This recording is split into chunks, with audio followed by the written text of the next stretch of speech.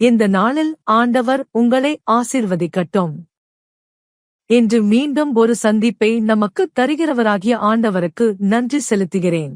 நீங்கள் என்னுடன், நானும் உங்களுடன். மேலும் இந்த சந்திப்பு நம்முடைய தேவனோடு கூடவே உள்ளது. ஏனெனில் நாம் இங்கே தயார் நிலையில் இருக்கிறோம் என்பதை அவர் அறிவார். நான் உறுதியாக நம்புகிறேன், சகோதரர்கள் உபதேசத்திற்காக தயாராகுகிறார்கள். நாம் அனைவரும் தேவனில் நம்பிக்கை வைத்து காத்திருக்கிறோம். இன்று நான் ஆண்டவரிடம் ஒரு வேண்டுகோளை விடுகிறேன், என் தொண்டைக்கும் எனது குரல்களுக்கும் உதவ வேண்டும் என்று. ஏனெனில் இங்கே மிகுந்த குளிர் உள்ளது. குளிரூட்டும் இயந்திரத்தின் காற்றும் நேராக தாக்குகிறது. அதை நிறுத்த முடியாது. ஏனெனில் அவ்வாறு செய்தால் ஆக்சிஜன் குறைவாகிவிடும். ஆகவே அதை இயங்க வைத்திருக்க வேண்டியிருக்கிறது. அந்த காற்று என்னை தாக்கும்போது எனது குரல்களை பாதிக்கிறது. இது தொண்டையோடு சம்பந்தம் இல்லை. ஆனால் இந்த குரல்கள் ஓய்வின்றி வேலை செய்ததால் சற்றே சோர்வடைந்து விட்டன. ஏனெனில் நான் ஆண்டவருக்காக பாடி, சொல்லி, ஜெபித்து, பாராட்டி, கற்பித்துக் கொண்டு 50க்கும் மேற்பட்ட ஆண்டுகளாக இருந்துவிட்டது. எனவே என் குரல்கள் சற்று குளித்து போய்விட்டன. மருத்துவர் கூறுவது என்னவென்றால், நான் மெதுவாக பேச வேண்டும், மேலும் சில நேரங்களில் ஓய்வு எடுக்க வேண்டும். ஆனாலும் என் தேவனுக்காக நான் எல்லாவற்றையும் செய்கிறேன். நான் என் வாழ்க்கையை தேவனுக்கும் தேவாலயத்திற்கும் அர்ப்பணித்துள்ளேன். இந்த வழியைக் கொண்டு உலகத்தில் எதையும் நான் மாற்ற மாட்டேன். கடவுளின் வழியில் நடப்பது ஒரு மகிழ்ச்சியே. கடவுளை அறிதல், அவருடைய வார்த்தையையும் வாக்குறுதிகளையும் அறிதல் ஒரு மகா ஆசீர்வாதம். நான் கடவுளின் வழிகளை அறிந்ததற்காக மிகவும் பெருமையாக உணர்கிறேன். நான் உலகத்தை கவனிக்கிறேன், பல விஷயங்களை பார்க்கிறேன், பார்வையிடுகிறேன், சிந்திக்கிறேன். ஆனால் கடவுளுடையது என எதையும் மாற்ற மாட்டேன். கடவுளுடையது அழகானது, அருமையானது. கடவுளை பின்பற்றுவது ஒரு மகிழ்ச்சியாக இருக்கிறது. அதனால்தான் சிலர் வந்து என்னிடம் கூறும்போது நான் ஆச்சரியப்படுகிறேன். எங்களுக்கு களைப்பாக இருக்கிறது, நாங்கள் உயிரை விட்டுவிட விரும்புகிறோம், நாங்கள் மகிழ்ச்சியடைவதில்லை, வாழ்க்கைக்கு எந்த அர்த்தமும் இல்லை எனத் தோன்றுகிறது என்று. அப்போது நான் நினைக்கிறேன், யாராவது பாருங்கள், சாத்தான் எவ்வளவு வேலை செய்கிறான், எவ்வளவு பேரை அவன் கட்டி போட்டு விட்டான். அவர்களுடைய ஆன்மாக்களை சங்கிலியால் கட்டி வைத்திருக்கிறான். அவர்களுடைய எண்ணங்களையும் கருத்துகளையும் நிரப்பிவிட்டான். அவர்களை தேவனிடமிருந்து விலக்கி வைத்துவிட்டான். அவர்களின் கடவுள் மீது உள்ள அன்பையும் எடுத்துவிட்டான். ஒருவன் தேவனை நேசிக்கவில்லை என்றால் அவன் எப்படி பிறரை நேசிப்பான்? அவன் குடும்பத்தையோ உறவினர்களையோ நெருக்கமானவர்களையோ நேசிக்க மாட்டான். அது மிகவும் வருத்தமளிக்கிறது. நாம் எல்லோரும் இதை உணர்ந்தவர்கள், புரிந்து கொண்டு வாழ்ந்தவர்கள். போராடுவோம். நமது மக்கள், நமது குடும்பத்தினர், நம்முடைய அண்டை வீட்டுக்காரர்கள், உறவினர்கள், நண்பர்கள், இவர்களும் தேவனுடைய வழியை காணக்கூடியவர்களாக இருக்க வேண்டுமே என்று நாம் போராடுவோம். அதற்காக நாம் வாழ்வதிலேயே ஒரு சாட்சியாக இருப்போம். அவ்வாறு நாம் அந்த ஆன்மாக்களை வெல்வோம். அதற்காகவே இந்த அழைப்பு உங்களுக்காக. இங்கே எனக்கு எனது முகமூடி இருக்கிறது. தொண்டைக்கு ஏதாவது பிரச்சனை இருந்தால் அதை அணிந்து கொள்கிறேன். அப்போ அது தீர்ந்துவிடும். முதலில் என் அன்பான சகோதரர்களே, சகோதரிகளே மற்றும் எல்லா புதியவர்களும், இந்த வழியை பின்பற்ற விரும்புகிறவர்கள், கடவுளை பற்றி அறிய விரும்பும் புதியவர்கள், இப்போதுதான் இணைந்துள்ளவர்கள், இப்போதுதான் கற்றுக்கொள்கிறவர்கள், உங்கள் அனைவருக்கும் என் இதயத்திலிருந்து வணக்கம். ஆண்டவர், தேவனுடைய ஆவி உங்கள் அனைவருடனும் இருப்பதாக நான் விரும்புகிறேன். நீங்கள் அந்த சந்தோஷத்தையும் மகிழ்ச்சியையும் உணர வேண்டும். நான் உணரும் மகிழ்ச்சியே, அதாவது ஆண்டவரின் மகிழ்ச்சி. நாமெல்லாம் ஆண்டவரின் வார்த்தையில் தியானித்து மகிழ்ச்சியுடனும் திருப்தியுடனும் இருக்க வேண்டும் என்பதே என் ஆசை. இன்று நம்முடைய ஆண்டவர் இயேசு கிறிஸ்துவை நம்முடைய பாறை என்று பற்றி பேசப் போகிறோம். நம்முடைய ஆண்டவர் இயேசு ஒரு பாறை, நாம் அடைக்கலமாகும் உறுதியான பாறை. அவர்தான் அந்த பாறை. நாம் அந்த பாறையில் ஒளிந்து கொள்கிறோம், பாதுகாப்பு பெறுகிறோம். இயேசு கிறிஸ்து இந்த பாறையாக இருக்கிறார். இதற்கு முன்பும் நாம் இயேசுவை பல்வேறு கோணங்களில் பார்த்திருக்கிறோம். அவர் உயிரின் நீர், ஒரு நிலாவிய நீரூற்று, சுருங்கிய வாசல், உலகத்தின் ஒளி, இதுபோல பல வகைகளில் நம்முடைய ஆண்டவரை நாம் தான் பார்த்திருக்கிறோம். இன்று அவரை நம்முடைய பாறை என பார்க்கப் போகிறோம். யாத்திராகமம் 1:7 முதல் 7 வரை நாம் இப்போது விரைவாக வாசிக்கப் போகிறோம். இங்கே யாத்திராகமத்தில் கூறப்படுகிறது. ஒரு சிறிய பின்னணியே நான் சொல்கிறேன். மோசேயும் இஸ்ரவேல் மக்கள் அனைவரும் மறுபூமியில் இருந்தார்கள்.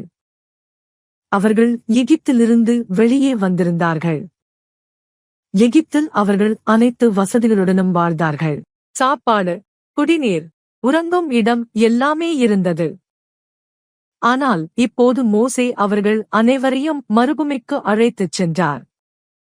அங்கே அவர்களுக்கு அடிப்படை தேவைகள் இல்லாமல் போயிற்று. உணவு, குடிநீர் எல்லாம் முடிந்து விட்டது போல இருந்தது. நான் குடிநீர் என்று சொல்வது வெறும் தண்ணீரே. தயவு செய்து தவறாக புரிந்து கொள்ள வேண்டாம். இது மதுபானம் அல்ல. உணவு என்பது நாம் சாப்பிடும் அப்பமும், குடிநீர் என்பது நாம் குடிக்கும் நீரும். அப்போது அந்த மக்கள் தண்ணீர் இல்லாமல் மிகவும் தவித்தார்கள். அதனால் அவர்கள் கடவுளிடம் முறை கூறத் தொடங்கினார்கள். மோசே எதற்காக எங்களை எகிப்திலிருந்து வெளியே அழைத்து வந்தான்? இங்கே மறுபூமியில் தண்ணீரின்றி எங்களை சாக வைக்கத்தானா என்று கூறினார்கள். அந்த முறையீட்டை கேட்ட தேவன் கோபமடைந்தார். மோசேவிடம் சொன்னார், நான் ஒரு அதிசயம் செய்யப் போகிறேன். இந்த மறுபூமியிலேயே அவர்களுக்கு நீர் கொடுக்கப் போகிறேன். மக்களைத் தயாரிஜூட். அதனால்தான் யாத்திராகமம் 1:7 இருந்து இது கூறப்படுகிறது. சீன் பாலைவனத்திலிருந்து இஸ்ரவேல் ஜனங்கள் எல்லோரும் சேர்ந்து பிரயாணம் செய்தார்கள். கர்த்தர் கட்டளையிட்டபடியே அவர்கள் ஓரிடத்திலிருந்து மற்றொரிடத்திற்கு பயணமானார்கள். ரெவிதீமிற்கு ஜனங்கள் பிரயாணம் செய்து அங்கு கூடாரமிட்டு தங்கினார்கள். குடிக்கக்கூட ஜனங்களுக்கு அங்கே தண்ணீர் கிடைக்கவில்லை. 2 எனவே ஜனங்கள் மோசேக்கு எதிராக திரும்பி அவனோடு வாதாட ஆரம்பித்தார்கள். எங்களுக்கு குடிப்பதற்கு தண்ணீர் தா என்று ஜனங்கள் கேட்டார்கள். மோசே அவர்களை நோக்கி, ஏன் எனக்கு எதிராக திரும்பினீர்கள்? ஏன் கர்த்தரை சோதிக்கிறீர்கள்? கர்த்தர் நம்மோடு வரவில்லை என்று நினைக்கிறீர்களா என்றான். 3 ஆனால் ஜனங்கள் மிகவும் தாகமாக இருந்தபடியால் மோசேயிடம் தொடர்ந்து முறையிட்டார்கள். ஏன் எங்களை எகிப்திலிருந்து அழைத்து வந்தீர்? நாங்களும் எங்கள் பிள்ளைகளும் ஆடு மாடுகளும் தாகத்தால் மரித்துப் போவதற்காகவா எங்களை அழைத்து வந்தீர் என்றார்கள். 4 எனவே மோசே கர்த்தரிடம் சத்தமாக அழுது, நான் இந்த ஜனங்களோடு என்ன செய்ய முடியும்? இவர்கள் என்னை கொல்லத் தயாராயிருக்கிறார்கள் என்றான். மோசே ஜனங்களின் நடவடிக்கையைக் காணும்போது அதிர்ச்சி அடைந்தார். அவர்கள் இதயத்தில் கடினமானவர்களாக இருந்தார்கள். கடவுளுக்கு நன்றி செலுத்தாதவர்களாக இருந்தார்கள். அவர்கள் தேவனை அறியவில்லை. அவருடைய அதிசயங்களையும் அவர் எகிப்தில் செய்த அனைத்து விஷயங்களையும் உணரவில்லை. தேவன் எவ்வாறு தன்னை வெளிப்படுத்தினார்? பல காடுகள் வந்தபோது தேவன் அவைகளை அனுப்பி பின்னர் எடுத்தார். ஜனங்கள் இதையெல்லாம் பார்த்தார்கள். ஆனாலும் தேவனுக்கு பயந்ததில்லை. மோசேவினூடாக கொடுக்கப்பட்ட வாக்குறுதியை நம்பவில்லை. அவர்கள் முற்றிலும் முறைகேடாகவும் விரோதிகளாகவும் முரட்டுத்தனமாகவும் நடந்து கொண்டார்கள். மோசே சொன்னார், இவர்கள் ஒரு நாள் என்னை கல்லால் எரிகிறார்கள் போல இருக்கிறது. அப்பொழுது தேவன் மோசேயிடம் பேசினார். எக்சோடஸ் 7:5 அவர் சொல்கிறார், ஜனங்களின் முன்னால் போ. இஸ்ரவேல் மூப்பர்களில் சிலரை உன்னோடு அழைத்துச் செல். நீ நதியை அடித்த கையில் உள்ள கைத்தடியையும் எடுத்துக்கொள். எக்சோடஸ் 7:6 தேவன் கூறுகிறார், நான் உனக்கு முன்னால் ஓரேப்பிலுள்ள பாறையின் மேல் இருப்பேன். அந்த பாறையை அடி, பாறையிலிருந்து தண்ணீர் ஓடிவரும். மக்கள் குடிப்பார்கள். மோசே தேவன் சொன்னது போலவே செய்தார். இஸ்ரவேலின் மூப்பர்கள் எல்லாம் பார்த்தார்கள். இங்கே ஓரேப்பிலிருந்த அந்த பாறை வேறு யாருமல்ல, நம்முடைய ஆண்டவர் இயேசு கிறிஸ்துவே. இதை பிறகு நாங்கள் மேலும் பார்க்கப் போகிறோம். ஆண்டவர் இயேசுவே அந்த பாறை, அந்தச் சிலையானவர், அதுவே தேவனே. மோசே தனது கைத்தடியால் அடிக்கவிருந்த அந்த பாறை, அதிலிருந்து தண்ணீர் பாய்ந்து வரப்போகிறதாய் தேவன் சொன்னார். யாத்திராகமம் 7:7 மோசே அந்த இடத்திற்கு மாசா என்றும் மெரிபா என்றும் பெயரிட்டார். ஏனெனில் இஸ்ரவேல் மக்கள் அங்கே மோசேயுடன் வாதம் செய்தார்கள். மேலும் கர்த்தரை சோதித்து, கர்த்தர் நம்மோடு இருக்கிறாரா இல்லையா என்று கேட்டார்கள். அவர் நம்மை தாகத்தால் இறக்கவிட்டு விடுவாரா என்றார்கள். நாம் இங்கே வாசித்ததிலிருந்து முக்கியமான விஷயங்களை எடுத்துக்கொள்ளலாம். ஆனால் இங்கே நாம் குறிப்பாக திருப்பிப் பார்க்க வேண்டியது அந்த பாறை, அந்தச் சிலை, அது நம்முடைய தேவனே. அவர்தான் அங்கே இருந்த பாறை. அதிலிருந்து தண்ணீர் பாய்ந்தது, ஜனங்கள் தாகத்தை தீர்த்து கொள்ளுவதற்காக. இங்கே தேவனியமாகம் நூலில் நாம் தேவனியமாகம் அதிகாரம்-ஐ பார்க்கப் போகிறோம். தேவனியமாகம் 3:2 வானங்களே, கவனியுங்கள், நான் பேசுவேன். பூமியே, என் வாயின் வார்த்தையை கேள்கூட்.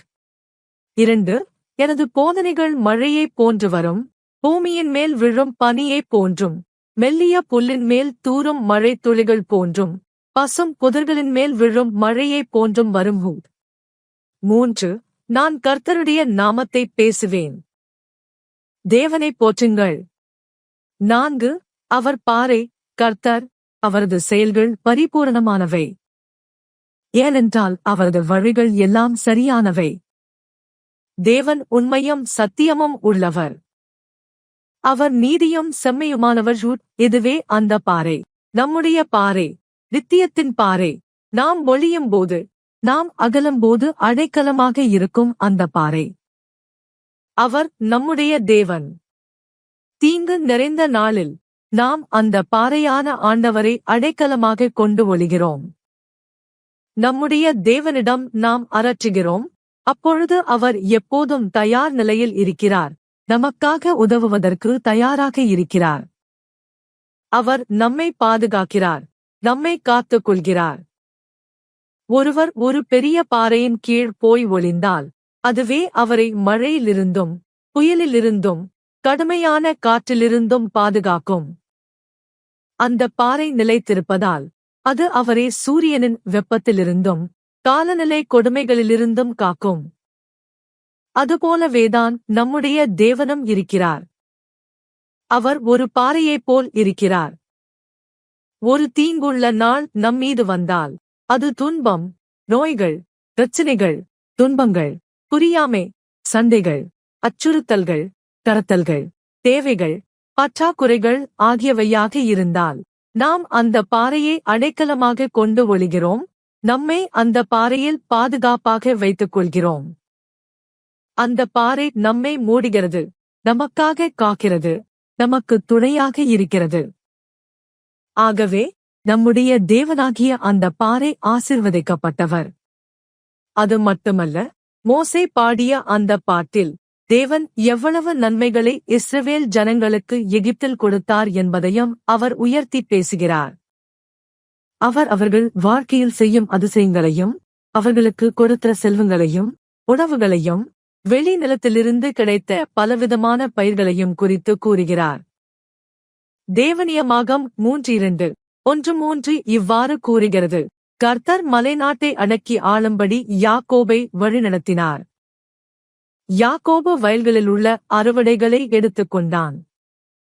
கர்த்தர் யாக்கோபிற்கு பாறையிலிருந்து தேனை கொடுத்தார். கடினமான பாறைகளிலிருந்து ஒலிவ எண்ணெய் பாயும்படிச் செய்தார். தொகுதி 1:4 இவ்வாறு கூறுகிறது: கர்த்தர் இஸ்ரவேலுக்கு பசுவிலிருந்து வெண்ணெயையும் ஆடுகளிலிருந்து பாலையும் கொடுத்தார். அவர் இஸ்ரவேலுக்கு பாசானிலுள்ள ஆட்டுக்குட்டிகள், ஆட்டுக்கடாக்கள், வெள்ளாட்டுக்கடாக்கள் ஆகியவற்றின் கொழுப்பையும் சிறந்த கோதுமையையும் கொடுத்தார். இஸ்ரவேல் ஜனங்களாகிய நீங்கள் சிவந்த வண்ணமுடைய திராட்சரசத்தையும் குடித்தீர்கள். ஷூட், இஸ்ரவேல் ஜனங்கள் எகிப்தில் கடந்த 430 ஆண்டுகளில் இவ்வளவு நன்மைகளையும் ஆசீர்வாதங்களையும் அனுபவித்தனர். ஆனால் அதன் பிறகு தேவன் சொல்கிறார், ஆம் வசனத்தில் இஸ்ரவேல் என்று அழைக்காமல் யெஷுரூன் என்று அழைக்கிறார். இது ஒருவேளை வேறு மொழியில் அல்லது வேறுபாட்டில் கொண்ட ஒரு அர்த்தமுள்ள பெயராக இருக்கலாம். வசனம் 1 இவ்வாறு கூறுகிறது, ஆனால் யெஷுரன் கொழுத்த காளையைப் போன்று உதைத்தான். ஆமாம், நீங்கள் நன்றாக போஷிக்கப்பட்டீர்கள், நீங்கள் திருப்தியாகி கொழுத்தீர்கள். யூட், இதற்கு பொருள் என்னவென்றால், தேவன் அளித்த எல்லா நன்மைகளாலும் ஆசீர்வாதங்களாலும் இஸ்ரவேல் ஜனங்கள் அசட்டையாகிவிட்டார்கள். இங்கு கொழுத்தார் என்று தேவன் சொல்வது ஒரு உருவகம். அவர்கள் பொருட்களால் நிரம்பி உலக வாஞ்சைகளால் நிறைந்து மதிமயக்கத்திலும் பொறாமையிலும் பேராசையிலும் மூழ்கினார்கள். மற்ற ஜாதிகள் செய்வதை அவர்கள் செய்ய வேண்டுமென்று ஆசைப்படினார்கள். பாவத்திலும் தீமையிலும் வாழ வேண்டுமென்று எண்ணினர். இதனாலே தேவன் சொல்கிறார், நான் உங்களுக்கு அளித்த செல்வச்சிறப்பால் நீ கொழுத்துப் போய்விட்டாய். நீ மனுஷ பாவத்தில் விழுந்து உலக வாஞ்சைகளில் வாழும் ஒரு அசுத்தமானவராகி விட்டாய். நீ என் தேடலை விட்டுவிட்டு இந்த உலக வாழ்க்கையையே பிடித்து விட்டாயூ. போர் ஏசோ NL. வசனம் 1 இவ்வாறு கூறுகிறது, ஆனால் யெஷுரன் கொழுத்த காளையைப் போன்று உதைத்தான். ஆமாம், நீங்கள் நன்றாக போஷிக்கப்பட்டீர்கள், நீங்கள் திருப்தியாகி கொழுத்தீர்கள். யூட், அவன் தன்னை உண்டாக்கின தேவனை விட்டு விலகினான், தன்னை இரட்சித்த பாறையை விட்டு ஓடினான். யூட், இங்கு கூறப்படுவது கொழுத்துப் போய் உதைத்தான் என்பது கழுதைகள் குதிரைகள் போன்ற மிருகங்கள் உதைக்கும் போல் நடத்தினான் என்று பொருள். தேவன் அவர்களை உருவாக்கியவராக இருந்தும் அவர்கள் அவரை விட்டு விலகினர். தம்மை இரட்சித்த பாறையே, அதாவது எங்கள் தேவனாகிய ஆண்டவர் இயேசு கிறிஸ்துவை அவர்கள் இகழ்ந்தனர், மறுத்தனர். அடுத்து வசனம் 1:8 இவ்வாறு தொடர்கிறது, நீ உன்னை உண்டாக்கிய பாறையை விட்டு விலகினாய், உனக்கு வாழ்வு தந்த உன் தேவனை நீ மறந்தாய். யூட், இவ்விதமாக அவர்கள் பாறையாகிய தேவனை மறந்தனர். அவர்தான் இரட்சிப்புக்கான பாறை, எங்கள் ஆண்டவராகிய இயேசு கிறிஸ்து. அவரை அவர்கள் இகழ்ந்தார்கள். அவர் அவர்களுக்கு தந்த அத்தனை ஆசீர்வாதங்களையும் அவர்கள் மறந்தார்கள். அவரை பற்றிய ஞாபகமே இன்றி அவரை விட்டு போனார்கள். இதுவே அந்த பாவம். தொருபதிகம் 1:6. அவர்கள் வேறுவிதமான தேவன்களை வழிபட்டு கர்த்தரை கோபமடைக்கச் செய்தார்கள். அவர்கள் அருவருப்பான செயல்களால் அவரை சினமடையச் செய்தார்கள். 1:7. அவர்கள் தேவனாக இல்லாத பேய்களுக்கு பலி செலுத்தினார்கள். அவர்கள் அறிந்திராத புதிய தேவன்களை பூஜித்தார்கள், அருகிலும் தொலைவிலும் இருந்து வந்த புதிய தேவன்கள். இதையெல்லாம் அவர்கள் செய்தார்கள். அதனால்தான் கர்த்தர் சொல்கிறார், நீ கொழுத்துப் போய் என்னை மறந்துவிட்டாய். அவர்கள் இரட்சிப்பின் பாறையை மறந்தார்கள். 1:8. உன்னை உண்டாக்கிய பாறையை நீ மறந்துவிட்டாய், உனக்குப் பிறந்த தேவனை நீ நினைவில் வைக்கவில்லை. இஸ்ரவேல் மக்கள் மோசே அவர்களை எகிப்திலிருந்து அழைத்து வந்த பிறகு அவர்களை படைத்த பாறையான தேவனை மறந்துவிட்டார்கள்.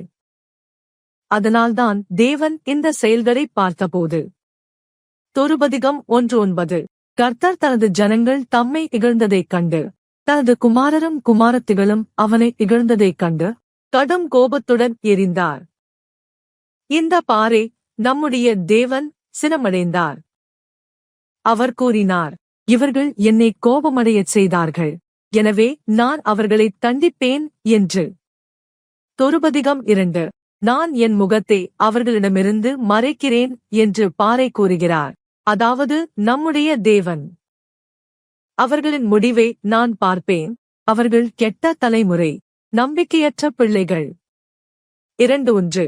அவர்கள் தேவனல்லாததைக் கொண்டு என்னை பொறாமையடையச் செய்தார்கள், அவர்கள் தங்களுடைய சிலைகளால் என்னை கோபமடையச் செய்தார்கள், நானும் அவர்களை பொறாமையடையச் செய்வேன். ஒரு ஜனமல்லாத ஜனத்தினால் அவர்களைத் தூண்டும், அதாவது அந்நியர்கள். கர்த்தரான இயேசு கிறிஸ்துவின் மேல் நம்பிக்கை வைத்தவர்களே அந்த ஜனங்கள். தேவன் அந்நியர்களை உபயோகித்து தமது ஜனங்களை பொறாமையடையச் செய்தார் அக்காலத்தில். இன்று கூட இந்த வசனம் நம்மை சிறப்பாக பொருந்துகிறது. இங்கே கர்த்தர் கூறலாம், அவர்கள் தங்களுடைய சிலைகளால் என்னை கோபமடையச் செய்தார்கள், நானும் அவர்களை பொறாமையடையச் செய்வேன். ஒரு ஜனமல்லாத ஜனத்தினால் அவர்களை தூண்டும் இந்த தேசத்தினால் அவர்களை நான் கோபமடையச் செய்வேன். அந்நியர்கள்தான் அவர்கள். அவர்கள் எனக்கு மாறி மனம் மாற்றிக் கொண்டு வருவார்கள். ஏனெனில் உலகத்தில் உள்ள எல்லா மனிதர்களுக்கும் நான் ஒரு வாய்ப்பை அளிக்கப் போகிறேன். அவர்கள் என்னிடம் மாறி மனம் திரும்பி என்னை நம்பி என்னை பின்பற்றும் வாய்ப்பை. அந்த பாறைமே இயேசு கிறிஸ்து. அந்த பாறைமே நம்முடைய தேவன். பழைய காலத்தில் அந்த பாறை தேவனேதான். ஆனால் அவர் மெசியாவை அனுப்பும்போது அவ்வேளை அவர்தான் மாம்சத்தில் வந்து தாழ்மையடைந்து மக்களோடு வாழ்ந்தார். அவர் தம்மை தாழ்த்தினார், மாம்சமாக ஆனார், மனிதர்களோடு குடியிருந்தார். அதுவே நம்முடைய தேவன், அந்த நிலையான பாறை, நித்தியத்தின் பாறை. இதோ இங்கே நாம் பேசிக் கொண்டிருக்கின்ற பாறை நம்முடைய தேவன், நம்முடைய கர்த்தரான இயேசு கிறிஸ்து. இப்போது நாம் சங்கீதத்தில் தொடர்கிறோம். சங்கீதம் நூலில், குறிப்பாக சங்கீதம் பாறையை பற்றி பேசும் பல வசனங்களை நாங்கள் காணலாம். சங்கீதம் 8:1.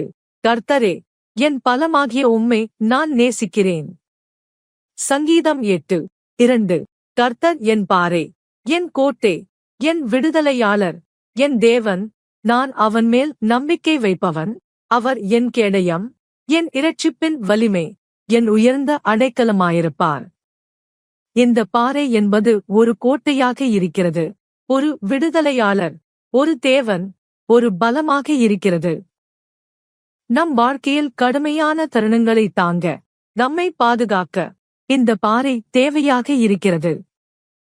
அவர் நம்முடைய கேடயம், இரட்சிப்பின் வலிமை, நம் உயர் அடைக்கலம், நம் வாழ்க்கையின் எல்லாமும் அதுவே.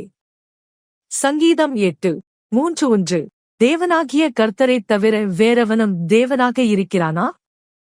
நம் தேவனாகிய கர்த்தரைத் தவிர வேறு எந்த பாறையும் உள்ளதா? இல்லை. அவர்தான் ஒரே பாறை, வலிமை மிக்க பாறை. தேவன்தான் எனக்கு பலம் கொடுக்கிறார், என் வழியையும் சரியானதாக்குறார். அவர் நம் வாழ்க்கையில் அனைத்துமே. சங்கீதம் 8:4. கர்த்தர் உயிரோடிருக்கிறார். நான் என் பாறையை, தேவனே, துதிப்பேன். தேவன் என்னைக் காப்பாற்றுகிறார். அவர் மேன்மையானவர், ஏனெனில் இவர்தான் நமக்கு இரட்சிப்பை அளிக்கும் பாறை. நீங்கள் கர்த்தரை போற்றுகிற போது இங்கே உங்களுக்கு புகழச் சொற்கள் உள்ளன. நீங்கள் கர்த்தரை போற்றும்போது இப்படி சொல்லலாம், கர்த்தர் வாழ்ந்திருப்பாராக, என் தேவன் வாழ்ந்திருப்பாராக, இயேசு கிறிஸ்து வாழ்ந்திருப்பாராக. ஆசீர்வதிக்கப்பட்டவராக இருப்பீர் என் பாறையாகிய கர்த்தரே, என் இரட்சிப்பின் தேவன் உயர்த்தப்பட்டோம். என் மீதான பகைவர் வரும்போது எனக்கு தீமை செய்யவோ என்னை வேதனைப்படுத்தவோ வந்தால் நான் ஒழிக்க ஒரு பாறை உண்டு, அந்த பாறை நீர்தான் கர்த்தரே. அங்கே நான் ஒழிக்கப் போகிறேன், நீர் என் அடைக்கலமாக இருப்பீர்.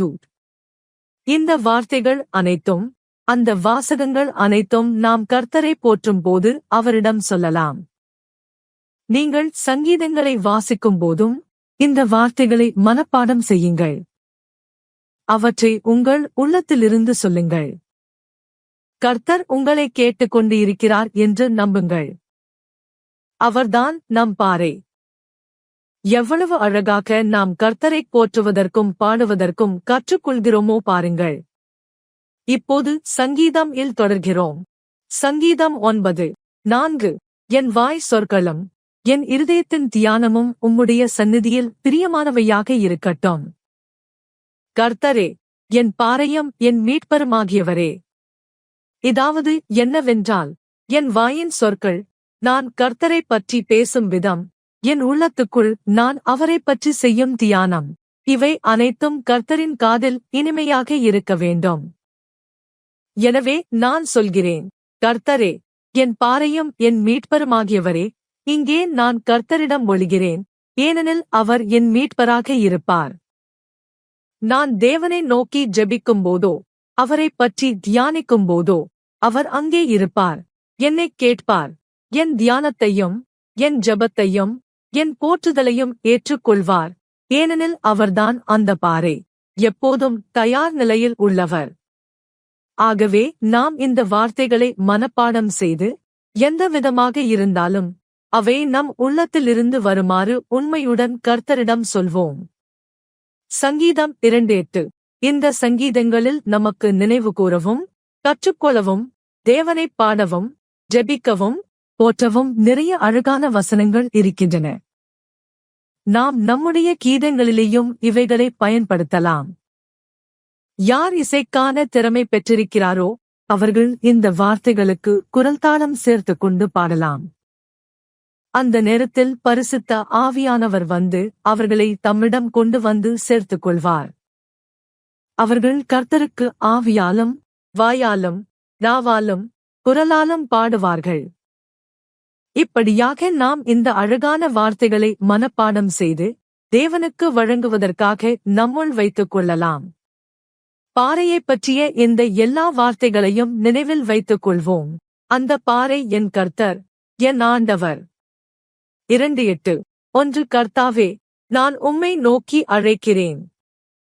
என் பாறையாய் இருப்பவரே, என்னை ஏமாற்றாதிருங்கள். ஆண்டவரே, நீர் என் பாறை, நான் உம்மை அழைக்கிறேன். தயவு செய்து என்னை அலட்சியப்படுத்தாதிருங்கள். என்னை விட்டுவிடாதிருங்கள். என்னை மறக்காதிருங்கள். என்னை கைவிடாதிருங்கள். என்னை தனியாக விட்டுவிடாதிருங்கள். கர்த்தாவே, நீர் என் பாறை, தயவு செய்து என் குரலைக் கேளுங்கள். என் பாறை, நித்தியத்தின் பாறை, எனக்கு நீங்கள் தேவை, என்னை கேளுங்கள். நீங்கள் என்னை விட்டுவிட்டால் நான் இறந்தவரைப் போல், உம்மில் இல்லாமல் கல்லறைக்குப் போனவரைப் போல ஆகிவிடுவேன். கர்த்தாவே, நான் அந்த மாதிரியானவனாக இருக்க விரும்பவில்லை. உமக்கே இல்லாமல் தனியாக இருக்க விரும்பவில்லை. உம்மோடு இருக்க விரும்புகிறேன். அந்த உறுதியான பாறையோடு இருக்க விரும்புகிறேன்.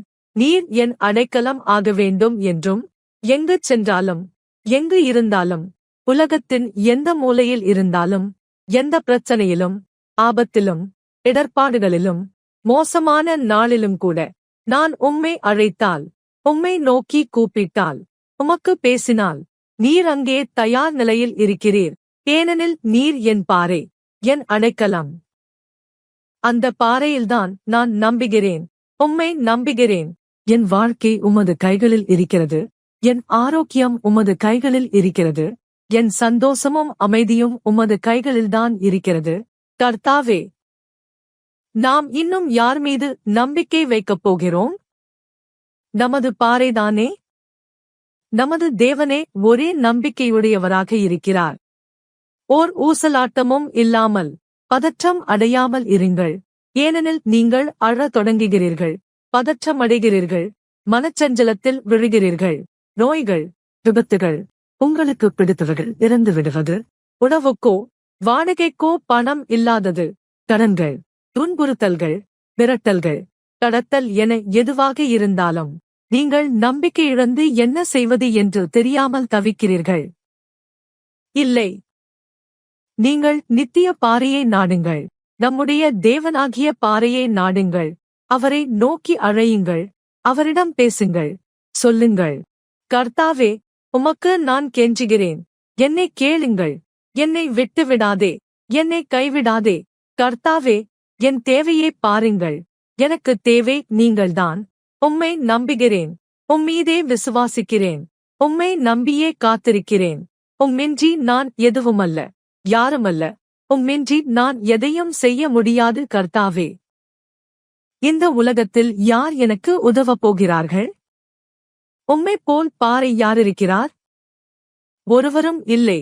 இந்த உலகத்தில் எனக்கு உதவக்கூடிய யாரும் இல்லை. என் கையை பிடிக்கக்கூடிய ஒரேவராக நீங்கள்தான் இருக்கிறீர். கர்த்தாவே, என் பாறையாயிருக்கிறீர். ஜூட். சங்கீதம் 3:1. உம்மீது நான் நம்பிக்கை வைத்திருக்கிறேன். கர்த்தாவே, நான் எப்போதும் குழப்பமடையாதவனாக இருக்கட்டும். உம்மீது நான் நம்பிக்கை வைத்தேன். நீங்களே என் பாறை. என் பிரச்சனைகள், என் இன்னல்கள் என்னைக் குழப்பவோ, என் அயலவர்கள் என் குடும்பத்தார் என்னை எதற்காக வேணும் விமர்சிக்கவோ? நான் வேதாகமம் வாசிக்கிறேன், நான் கடவுளை நம்புகிறேன், நான் ஜெபிக்கிறேன் என்பதற்காக அவர்கள் என்னை கிண்டலடிக்கிறார்கள். இவையெல்லாம் என்னை ஒருபோதும் குழப்பாதிருக்கட்டும். நான் எப்போதும் குழப்பமடையாதவனாக இருக்கட்டும். உமது நீதியின் மூலம் என்னை விடுவிக்க வேண்டும். சங்கீதம் 3:1-2. உங்கள் செவியை எனக்கு சாய்த்து என்னை விரைவில் விடுவிக்க வேண்டும். கர்த்தாவே, என் பாறையாக இருங்கள். கர்த்தாவே, என் மனதின் முழுமையுடன் நான் வேண்டுகிறேன். நீங்களே என் பாறையாக இருங்கள். என் வாழ்க்கையின் ஆற்றலாக இருங்கள். என் ஆவியின் வலிமையாக இருங்கள். என்னை உதவ வேண்டிய வலிமையாக இருங்கள். கர்த்தாவே, நீங்கள் என்னை இந்த நிலைமையிலிருந்து வெளிப்படுத்துவீர்கள். நான் இப்போது ஒரு இன்னலான நிலையை அனுபவிக்கிறேன். துக்கமும் சிரமமும் அச்சமும் நிறைந்த நிலை. ஆனால் நீங்களே என் பாறை. கர்த்தாவே, நான் குழப்பமடையக்கூடாது. உங்கள் செவியை சாய்த்து என்னை விடுவிக்க வேண்டும். ஏனெனில் நீங்களே என் பாறையாக இருக்க வேண்டும். என் வலிமையாக இருக்க வேண்டும். நீங்கள் என்னை உதவ வேண்டும். என்னை வலிமைப்படுத்த வேண்டும். என்னை இரட்சிக்க வேண்டும். நான் வாழும் இந்த நிலைமையிலிருந்து என்னை வெளியே கொண்டு வர வேண்டும். அங்கேதான் இங்கே சொல்கிறான், நீங்களே என் வலிமையான பாறையாகவும் என்னை இரட்சிக்க ஒரு கோட்டையாகவும் இருங்கள். இது வெறும் என் ஆத்துமாவை நரகத்திலிருந்து இரட்சிக்க மட்டும் அல்ல, நீங்கள் எனக்கு நித்திய ஜீவனை கொடுக்கப் போகிறீர்கள் என்பதற்காகவே நான் உங்களது பாதையில் நடக்கிறேன்.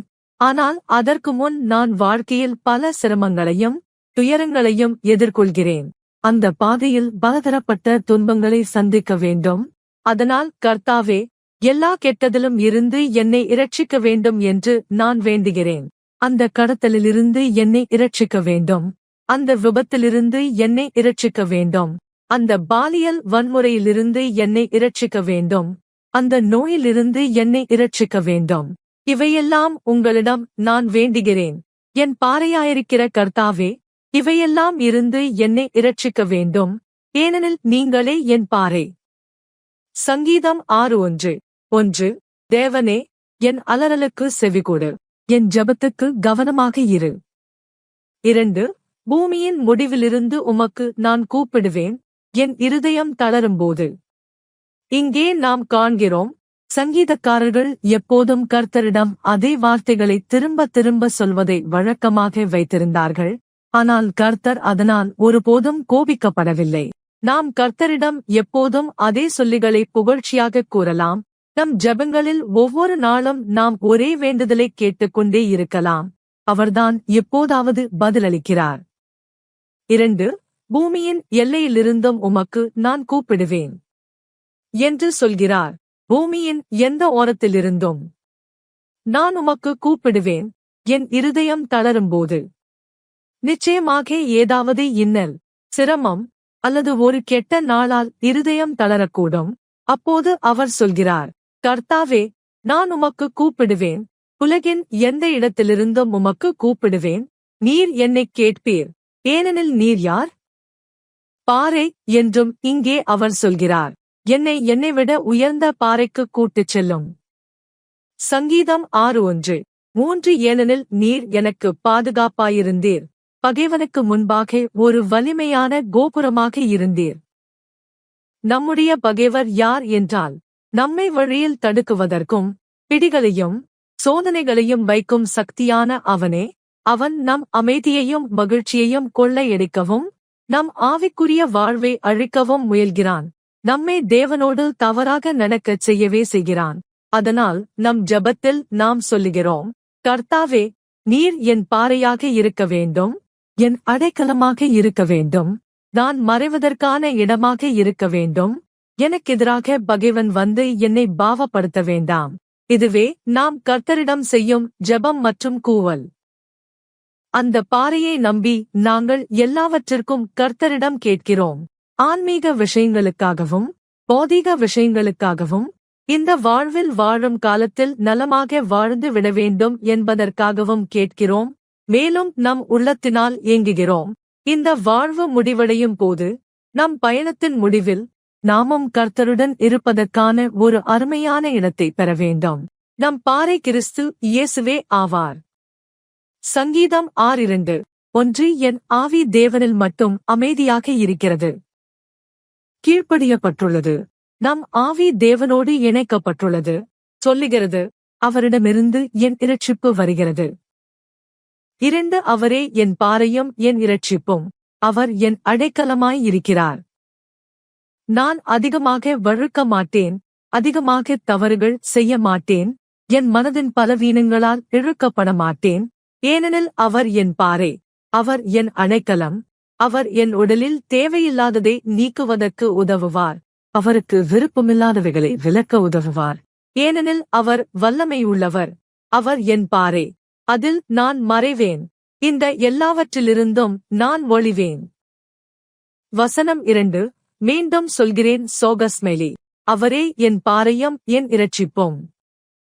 அவர் எல்லா பேராபத்துகளிலிருந்தும் என்னை இரட்சிப்பார். நோய்கள், கெட்ட நாட்கள், பிடிகள், சோதனைகள், அச்சுறுத்தல்கள் ஆகியவையிலிருந்தும் என்னை இரட்சிப்பார். ஒரு நாளில் என் ஆவியையும் இரட்சிப்பார். நான் நித்திய ஜீவனை வெல்வேன் என்று நம்புகிறோம். தேவனில் எல்லாம் இருக்கிறது, அதனால் தேவனின் வழியை நாம் புரிந்து கொள்ள வேண்டும்.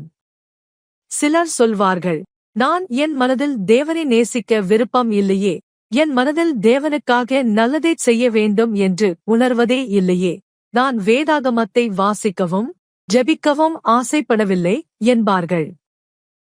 இது ஏன் எனில், அவர்களின் இதயம் இருண்டிருக்கிறது. ஏனெனில் சாத்தான் என்பவன் நம்முடைய எதிரி. உங்கள் வாழ்க்கையிலோ, உங்கள் இதயத்திலோ, உங்கள் மனச்சாட்சியிலோ வந்து குடியிருக்கிறான். அதை நீங்கள் அனுமதித்துள்ளீர்கள். நீங்கள் எப்படி அனுமதித்தீர்கள்? உங்கள் எண்ணங்களால், உங்கள் தீய செயல்களால், உங்கள் பொறாமை, சுயநலம், ஈர்ப்பு, பேராசை, உலக பற்று ஆகியவற்றால் நீங்கள் எதிரிக்கு இடமளித்தீர்கள். அதனால் அந்த எதிரி இப்போது உங்கள் மனச்சாட்சியை பதைத்து விட்டான், இருண்டுவிட்டது.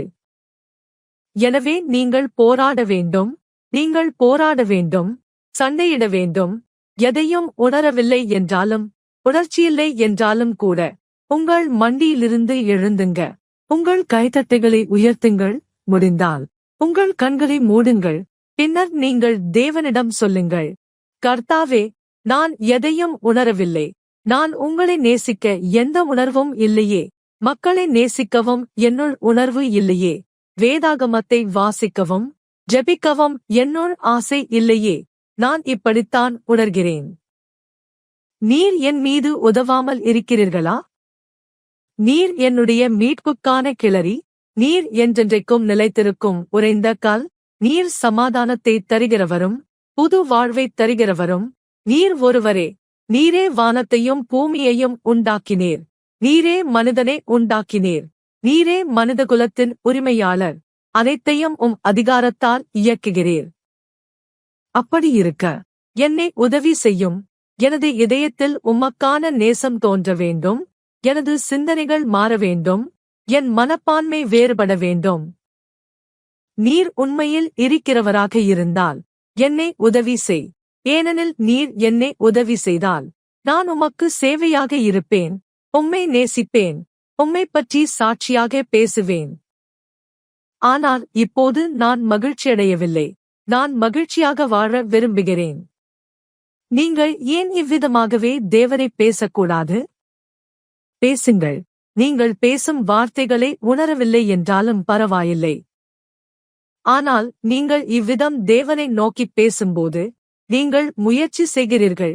அந்தக் கடவுள், நம் மீட்பின் கிளறி, உங்கள் போராட்டத்தை கவனிப்பார், உங்கள் கவலையை புரிந்து கொள்வார். நீங்கள் மகிழ்ச்சியாக இருக்க ஆசைப்படுகிறீர்கள் என்பதை அறிவார், உங்களுக்கு சமாதானம் வேண்டும் என்பதை அறிவார், சிறந்த ஒன்றை அறிந்து வாழ விரும்புகிறீர்கள் என்பதை அறிவார்.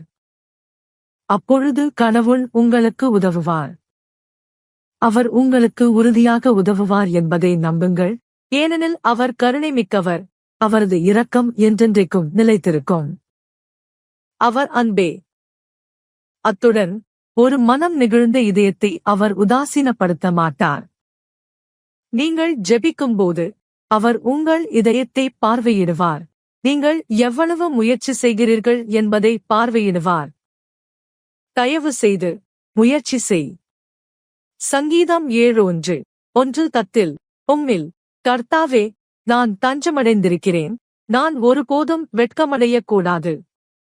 நாம் இங்கு நம்முடைய உறைந்த கல்லான கர்த்தரிடம் தஞ்சமடைகிறோம், நம்மை வெட்கப்படாதவராக்கும்படி வேண்டுகிறோம்.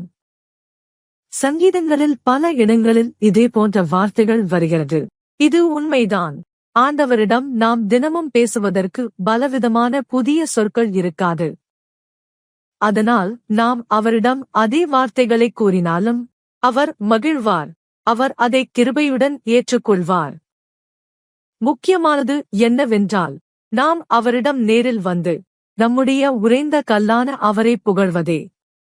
வசனம் 2 நீதியின்படி என்னைக் காக்கவும் விடுவிக்கவும் எனக்கு உதவி செய்.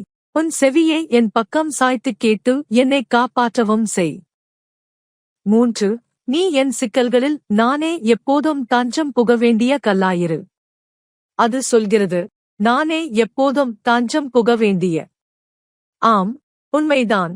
எந்த சிக்கலும் கஷ்டமும் வந்தாலும் நான் முன்பே கூறினபடி, உங்கள் சிக்கல் என்ன? பாலியல் வன்கொடுமை, கடத்தல், விரட்டல், பட்டினி, நோய், விபத்து. அன்பு உள்ளவர் இறந்துவிட்டார், எனவே நீங்கள் மனம் தளர்ந்து விட்டீர்கள், நோயால் பாடுபடுகிறீர்கள், மன அழுத்தத்தில் இருக்கிறீர்கள், புத்தி கேட்டுப் போகிறீர்கள். எதுவாக இருந்தாலும் நீங்கள் தஞ்சம் புக வேண்டியது யாரிடம்? அந்தக் கல்லிடம். அது சொல்கிறது, நானே எப்போதும் தஞ்சம் புக வேண்டிய. என்னைக் காப்பாற்ற உன் கட்டளையை நீ பிறப்பித்துள்ளாய், ஏனெனில் நீ என் கல்லும் என் கோட்டையும். நீ என் கல்லும் என் கோட்டையும். என்ன பிரமிக்க வைக்கும் வாக்குறுதிகள், என்ன அழகான வார்த்தைகள். மறு எடுத்துரைக்கப்பட்டாலும் இந்த வார்த்தைகள் மிகவும் அருமையானவை, ஏனெனில் அவை மனதிலிருந்து எழும்பும்போது, கடவுள் அவற்றைக் கேட்டு நம்முடைய வாழ்க்கையில் செயல்படும்போது அவை இன்னும் அழகாக்கிப் போகின்றன. அவர்தான் நம்முடைய கல். இங்கே நீங்கள் மனப்பாடம் செய்யுங்கள். பாருங்கள், கடவுளே, நான் துன்பத்தில், சிக்கலில், பிரச்சனையில் இருக்கும்போது நான் வந்து ஒழிக வேண்டிய தஞ்சமான கல்லாக நீ இருக்க வேண்டும். ஆம் ஆண்டவரே, ஏனெனில் நீ என் கல்லாக இருக்கிறாய், அதில் நான் என்னை மறைக்க முடியும். சங்கீதம் 8:9 2:6 நாம் இங்கே வாசிக்கிறோம். ஏனெனில் சங்கீதங்கள் என்பது நம்முடைய ஆண்டவராகிய இயேசு கிறிஸ்துவின் தீர்க்கதரிசனங்கள் என்பதை நாம் அறிந்திருக்கிறோம். அவர் தாவீது முனிவரின் வாயிலாகவும், மோசேவின் வாயிலாகவும், இஸ்ரவேலின் பாடகர் வாயிலாகவும் பேசினார். பரிசுத்த ஆவியானவர் பேசினார். ஆண்டவராகிய இயேசு கிறிஸ்துவே பேசினார். எதிர்காலத்திற்காக பேசினார். சபைக்காக பேசினார். தேவையை கொண்ட ஒரு மனிதனுக்காகவும் ஒரு பெண்ணுக்காகவும் பேசினார். அவர் சோதனையில் இருக்கிறார், துன்பப்படுகிறார், கடவுளின் முன் வந்து நிற்க வேண்டியவர். எனவே சங்கீதங்கள் என்பது அந்தச் செல்வம். சங்கீதங்கள் என்பது நாம் தஞ்சம் புகும் அந்த கல்லை போன்றது. அங்கே நாம் ஆண்டவரை சந்திக்கிறோம், நாம் தஞ்சம் புகுகிறோம். ஏனெனில் அங்கே நாம் கடவுளிடம் பிரார்த்தனை செய்வதற்கான வார்த்தைகளை, புகழும் வார்த்தைகளை நாம் கற்றுக்கொள்கிறோம். அவை ஆன்மீக பாடல்கள், தீர்க்கதரிசனங்களாகிய பாடல்கள். அவை சபையைப் பற்றியும், விசுவாசிகளைப் பற்றியும், ஆண்டவரை தொடரும் மக்களைப் பற்றியும் பேசுகின்றன. ஆண்டவராகிய இயேசு கிறிஸ்துவே பேசுகிறார். அவருடைய அனுபவங்களைப் பற்றி பேசுகிறார். எதிர்கால வாக்குறுதிகளைப் பற்றியும் பேசுகிறார். ஆண்டவரின் சபை, ஆன்மீக சியோன், ஆன்மீக எருசலேம் பற்றியும் பேசுகிறார். இந்தச் சங்கீதங்களில் இந்த மகா செல்வம் இருக்கிறது. இந்நாட்களில் எப்போதாவது போதனைகளில் நான் சங்கீதங்களை முழுமையாக எடுத்துக்கொண்டு வாசிக்கப் போகிறேன். நாம் மகிழ்ச்சியோடு அந்த சங்கீதங்களை வாசித்து, அவற்றின் அருமையான விளக்கத்தை கொடுத்து, ஆண்டவரின் அற்புதங்களை நாங்கள் புரிந்து கொள்ளப் போகிறோம். அங்கே நாம் காணப்போகிறோம், ஆண்டவராகிய இயேசு கிறிஸ்து பேசுகிறார். அவரே மக்களின் வாயாக பேசுகிறார். சிசுவாகிய ஜனங்களே, மீதமுள்ள ஜனங்களே, விசுவாசிகளை ஏற்று அவரே பேசுகிறார். அதே நேரத்தில் எவ்வாறு நாம் கடவுளின் முன் நம்மை முன்னிலைப்படுத்த வேண்டும் என்பதை நம்மை கற்றுக் கொடுக்கிறார். ஆகவே இங்கே சங்கீதம் 8:9 2:6 இந்தச் சங்கீதம் மிக முக்கியமானது. எல்லா சங்கீதங்களும் மிக முக்கியமானவை. இங்கே ஆண்டவர் பரலோகத்துக்கு பிதா தம் மகனுக்கு, தம் தேர்ந்தெடுத்தவனுக்கு, தம் அபிஷேகிக்கப்பட்டவனுக்கு வாக்குறுதிகளை வழங்குகிறார். இங்கே வசனம் 9 இல்லையா? நான் கல் என்ற தலைப்பில் இருந்தே விலகிவிட்டேன். ஆனால் சில நேரங்களில் ஒரு விஷயம் மற்றொன்றோடு தொடர்புடையதாக இருக்கக்கூடும். சங்கீதம் 8:9 இப்படிச் சொல்லப்படுகிறது. உம்மை பின்பற்றுவோருக்கு தரிசனம் தந்த நீர். இங்கே ஆண்டவராகிய இயேசு கிறிஸ்து பரலோகத்து பிதாவோடு பேசுகிறார். தரிசனம் தந்த நீர் என்று கூறி, நான் ஒரு ஆற்றலுடையவனுக்கு உதவியை நியமித்தேன், என் ஜனத்தில் ஒருவனைத் தேர்ந்தெடுத்து அவனை உயர்த்தினேன் என்றார். நான் எனது பணியாளாகிய தாவீதைக் கண்டெடுத்தேன். அந்த நேரத்தில் தாவீது ஏற்கனவே இறந்துவிட்டார். எத்தனை ஆண்டுகளாக, எத்தனை நூற்றாண்டுகளாக? பல நூற்றாண்டுகளாக தாவீது இறந்துவிட்டிருந்தார். ஆனால் ஆண்டவர் எதிர்காலத்துக்காக பேசினார். அவர் எதிர்காலத்தை நோக்கி பேசினார். அவர் சொல்வது, நான் தாவீதைக் கண்டேன், என் பணியாளன். அவனை விசேஷமான எண்ணெயால் அபிஷேகம் செய்தேன். அவனை ஒரு பரிபூரணமான அரசனாக, மெசியாவாக, இரட்சகராக, நித்தியத்தில் நிலைபெற்ற பாறையாய் பரிசுத்தமாக்கினார். அவனை அந்த பரிபூரணமான அரசனாக அபிஷேகம் செய்தார். ஆனால் அவர் கூறவில்லை, நான் நாசரேத்து இயேசுவை அபிஷேகம் செய்தேன் என்று அல்ல, நான் தாவீதை பணியாளனாக அபிஷேகம் செய்தேன் என்றார். ஏனெனில் ஆண்டவர் தாவீதின் வழி தலைமுறையிலிருந்து வந்தவர். ஆண்டவர் தம் தீர்க்க தரிசனங்களில் எப்போதும் தாவீதாகவே வெளிப்படப் போவதாக பேசினார். அங்கே அந்த அரசனாகிய தாவீதை அனைவரும் பின்பற்றப் போகிறார்கள். அவரே ஆண்டவரின் சபையை உருவாக்கப் போகிறார். அதனால் இங்கே இந்த சங்கீதத்தில் நாம் இந்த எல்லா அற்புதங்களையும் பார்க்கிறோம். இந்த அபிஷேகிக்கப்பட்டவரை பற்றி, இந்த மெசியாவை பற்றி, இந்த இரட்சகரை பற்றி, இந்த பாறையை பற்றி, அதாவது கிறிஸ்துவாகிய இயேசுவை பற்றி எப்படி விவரிக்கப்படுகிறது என்பதையும் பார்க்கிறோம். மேலும் அங்கே பிதா அவருக்கு ஒரு அற்புதமான வாக்குறுதியை அளிக்கிறார். அவர் சொல்வது, வசனம் 2, நான் எனது பணியாளாகிய தாவீதைக் கண்டெடுத்தேன். விசேஷமான எண்ணெயால் அவனை அபிஷேகம் செய்தேன். 2, என் வலது கரத்தால் தாவீதைத் தாங்கினேன். எனது வல்லமையால் அவனை வலிமையுள்ளவனாக்கினேன். அவரை வலிமையாக்கப் போகிறேன் என்று சொல்லப்படுகிறது. வசனம் 2, தேர்ந்தெடுத்த அந்த அரசனை பகைவன் தோற்கடிக்க முடியாமற் போயிற்று. தீயோர் அவனைத் தோற்கடிக்க இயலவில்லை இல்லையா? ஏனெனில் அவரே அரசன், அவரே பரிபூரணமானவர், அவரே கடவுளின் குமாரன், அவரே பாறை, அவரில்தான் நாங்கள் தஞ்சம் புகுகிறோம். வசனம் 2:5 சொல்லப்படுகிறது, நான் தேர்ந்தெடுத்த அரசனைக் கடலுக்கு அதிகாரியாக வைத்தேன். அவன் ஆறுகளைக் கட்டுப்படுத்துவான். 2:6 அவன் என்னை நோக்கி, நீரே என் தந்தை, நீர் என் தேவன், என் பாறை, என் மீட்பர் என்பான்.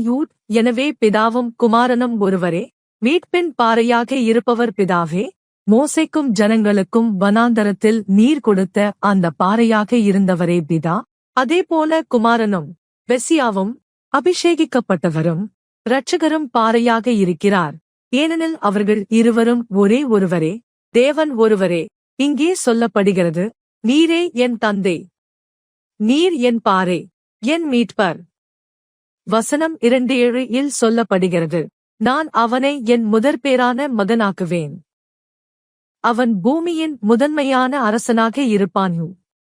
பூமியின் முதன்மையான அரசன் என்று சொல்லும்போது அது கிறிஸ்துவாகிய இயேசுவைச் சுட்டிக் கூறுகிறது.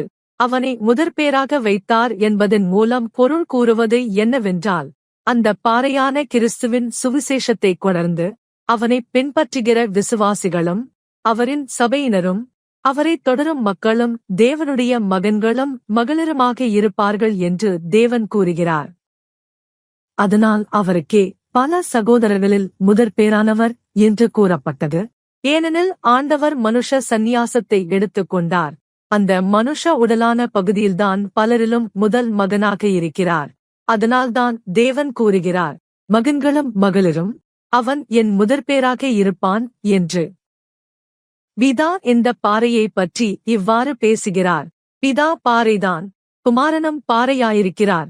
எனவே இந்த பாறை என்னும் வார்த்தை மிக அழகாக இருக்கிறது. அது சொல்கிறது, என் மீட்பின் பாறை. இப்போது நாம் கொரிந்தியருக்கான எபிஸ்தலத்திற்கு செல்லப் போகிறோம். அப்போஸ்தலர்கள் என்ன சொல்கிறார்கள்?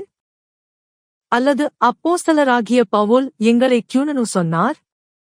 ஏனெனில் நாம் புரிந்து கொள்கிறோம், நிச்சயமாக நம்புகிறோம். அப்போஸ்தலராகிய பவுல் சாட்சியமாக கூறியது என்னவென்றால், ஆண்டவர் அவருக்கு தமது சுவிசேஷத்தை வெளிப்படுத்தினார், அவருக்கு போதித்தார்.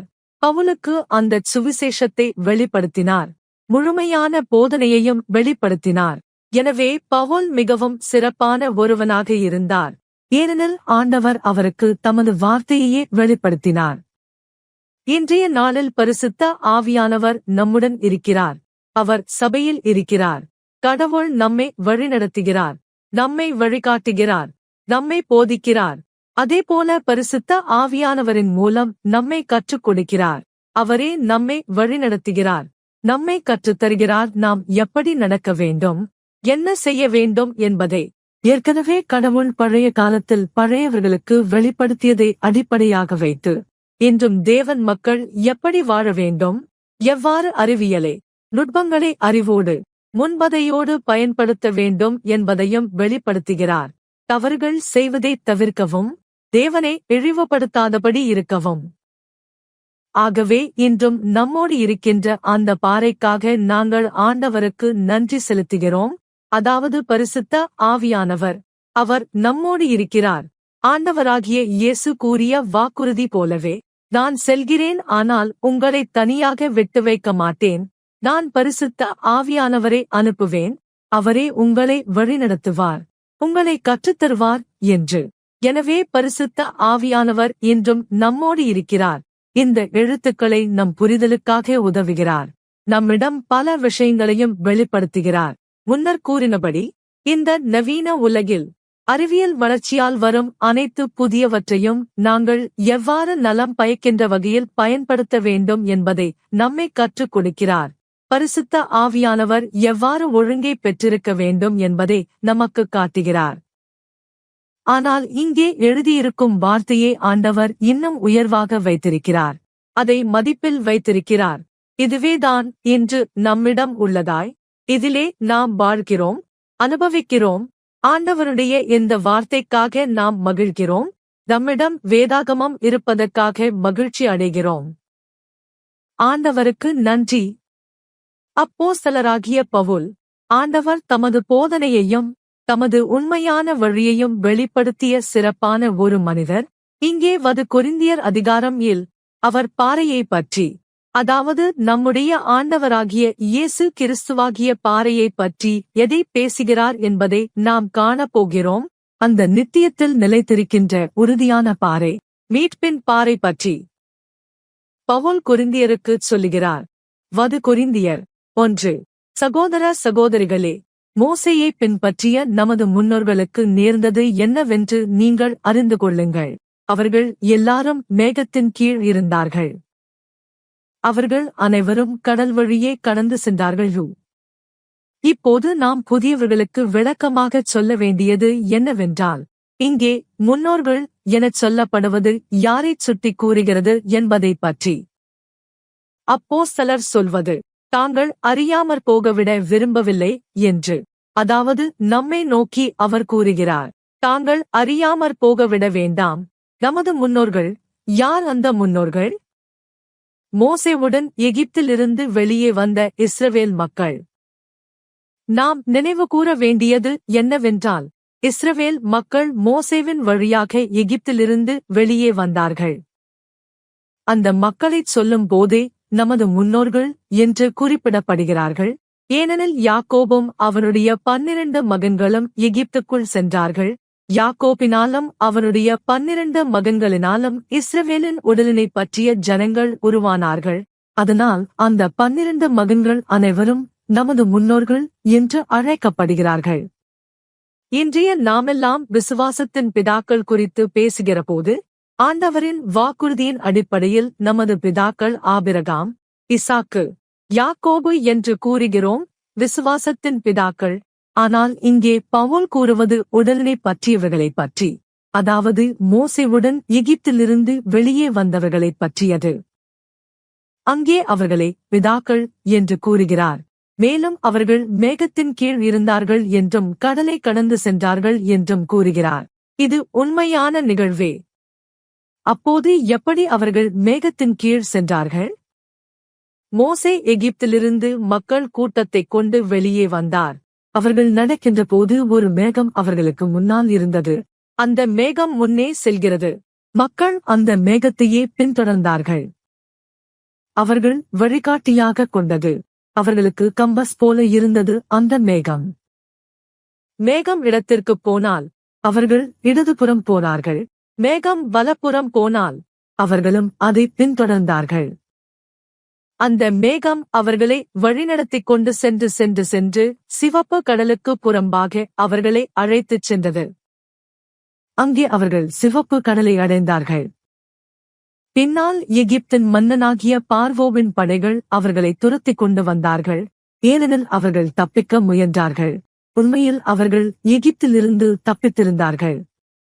அப்போது மோசே அந்த அற்புதத்தைச் செய்தார். கடல் பிரிந்து இருபுறமாக நீர்நிலையாக நின்றது. அந்த இடத்தில் மக்கள் நடந்து கடந்தார்கள். ஒரு பக்கம் தண்ணீர், இன்னொரு பக்கம் தண்ணீர், மேலே மேகம். அது அவர்களை வழிநடத்திய மேகம். இங்கே தண்ணீர், அங்கே தண்ணீர், மேலே மேகம். அதனால் அவர்கள் எல்லாம் நீரால் மூடியபடி இருந்தார்கள். இதைத்தான் இங்கே அப்போஸ்தலராகிய பவுல் கூறுகிறார். அங்கே வசனம் 2 சொல்லப்படுகிறது. அந்த மக்கள் எல்லாரும் மேகத்திலும் கடலிலும் மோசேயோடு உள்ள நல்லுறவில் ஞானஸ்நானம் செய்யப்பட்டார்கள்.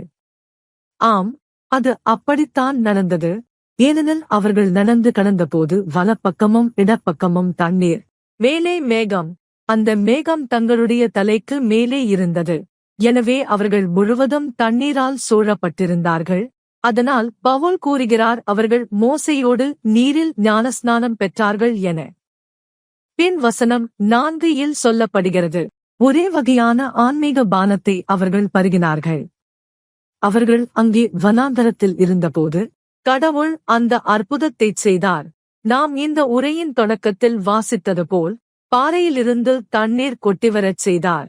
எனவே அங்கே சொல்லப்படுகிறது, அவர்கள் எல்லாரும் பருகினார்கள். நீங்கள் அனைவரும் வாசிக்க வேண்டும். அவர்கள் எல்லாரும் ஒரே வகையான ஆன்மீக பானத்தை பருகினார்கள். ஏனெனில் அவர்கள் தங்களை பின்தொடர்ந்த ஆன்மீக பாறையிலிருந்து பருகினார்கள். அந்த பாறை கிறிஸ்து. அன்பான சகோதர சகோதரிகளே, என் பேசுகையை கேட்கும் சகோதரிகள், இங்கே இருப்பவர்கள் அனைவரும் கவனியுங்கள். அங்கே சொல்லப்படுகிறது, அந்த பாறை கிறிஸ்து. நாம் இப்போதே ஓடஸ் 7:1-7 வாசித்ததை நினைவில் கொள்ளுங்கள். அங்கே மோசே அந்த பாறையை தொட்டபோது தண்ணீர் வெளியே வந்தது. இங்கே மறுபடியும் வாசிக்கப்படுகிறது, அவர்கள் எல்லாரும் ஒரே வகையான ஆன்மீக பானத்தை பருகினார்கள். ஏனெனில் அவர்கள் தங்களை பின்தொடர்ந்த ஆன்மீக பாறையிலிருந்து பருகினார்கள். அந்த பாறை கிறிஸ்துவாகிய இயேசு நம்முடைய கடவுள். அப்போதெல்லாம் நாமே சங்கீதங்களில் வாசித்ததைப் போல, ஆனால் அந்த பாறை இயேசு கிறிஸ்துவே. அந்த பாறை இஸ்ரவேல் ஜனங்களோடு வனாந்தரத்தில் இருந்தது. அவர்கள் குடிக்கும்படி தண்ணீர் கொடுக்கவே அந்த பாறை இருந்தது. உடலிற்கான நீர். அங்கே வசனம் 5 சொல்லப்படுகிறது.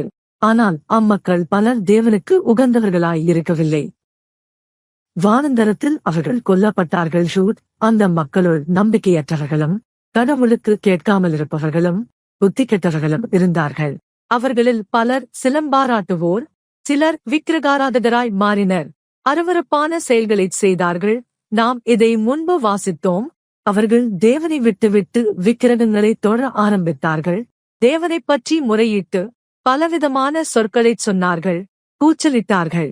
இதையே பவுல் இங்கே குறிப்பிடுகிறார். வசனம் 5. ஆனால் அம்மக்கள் பலர் தேவனுக்கு உகந்தவர்களாயிருக்கவில்லை.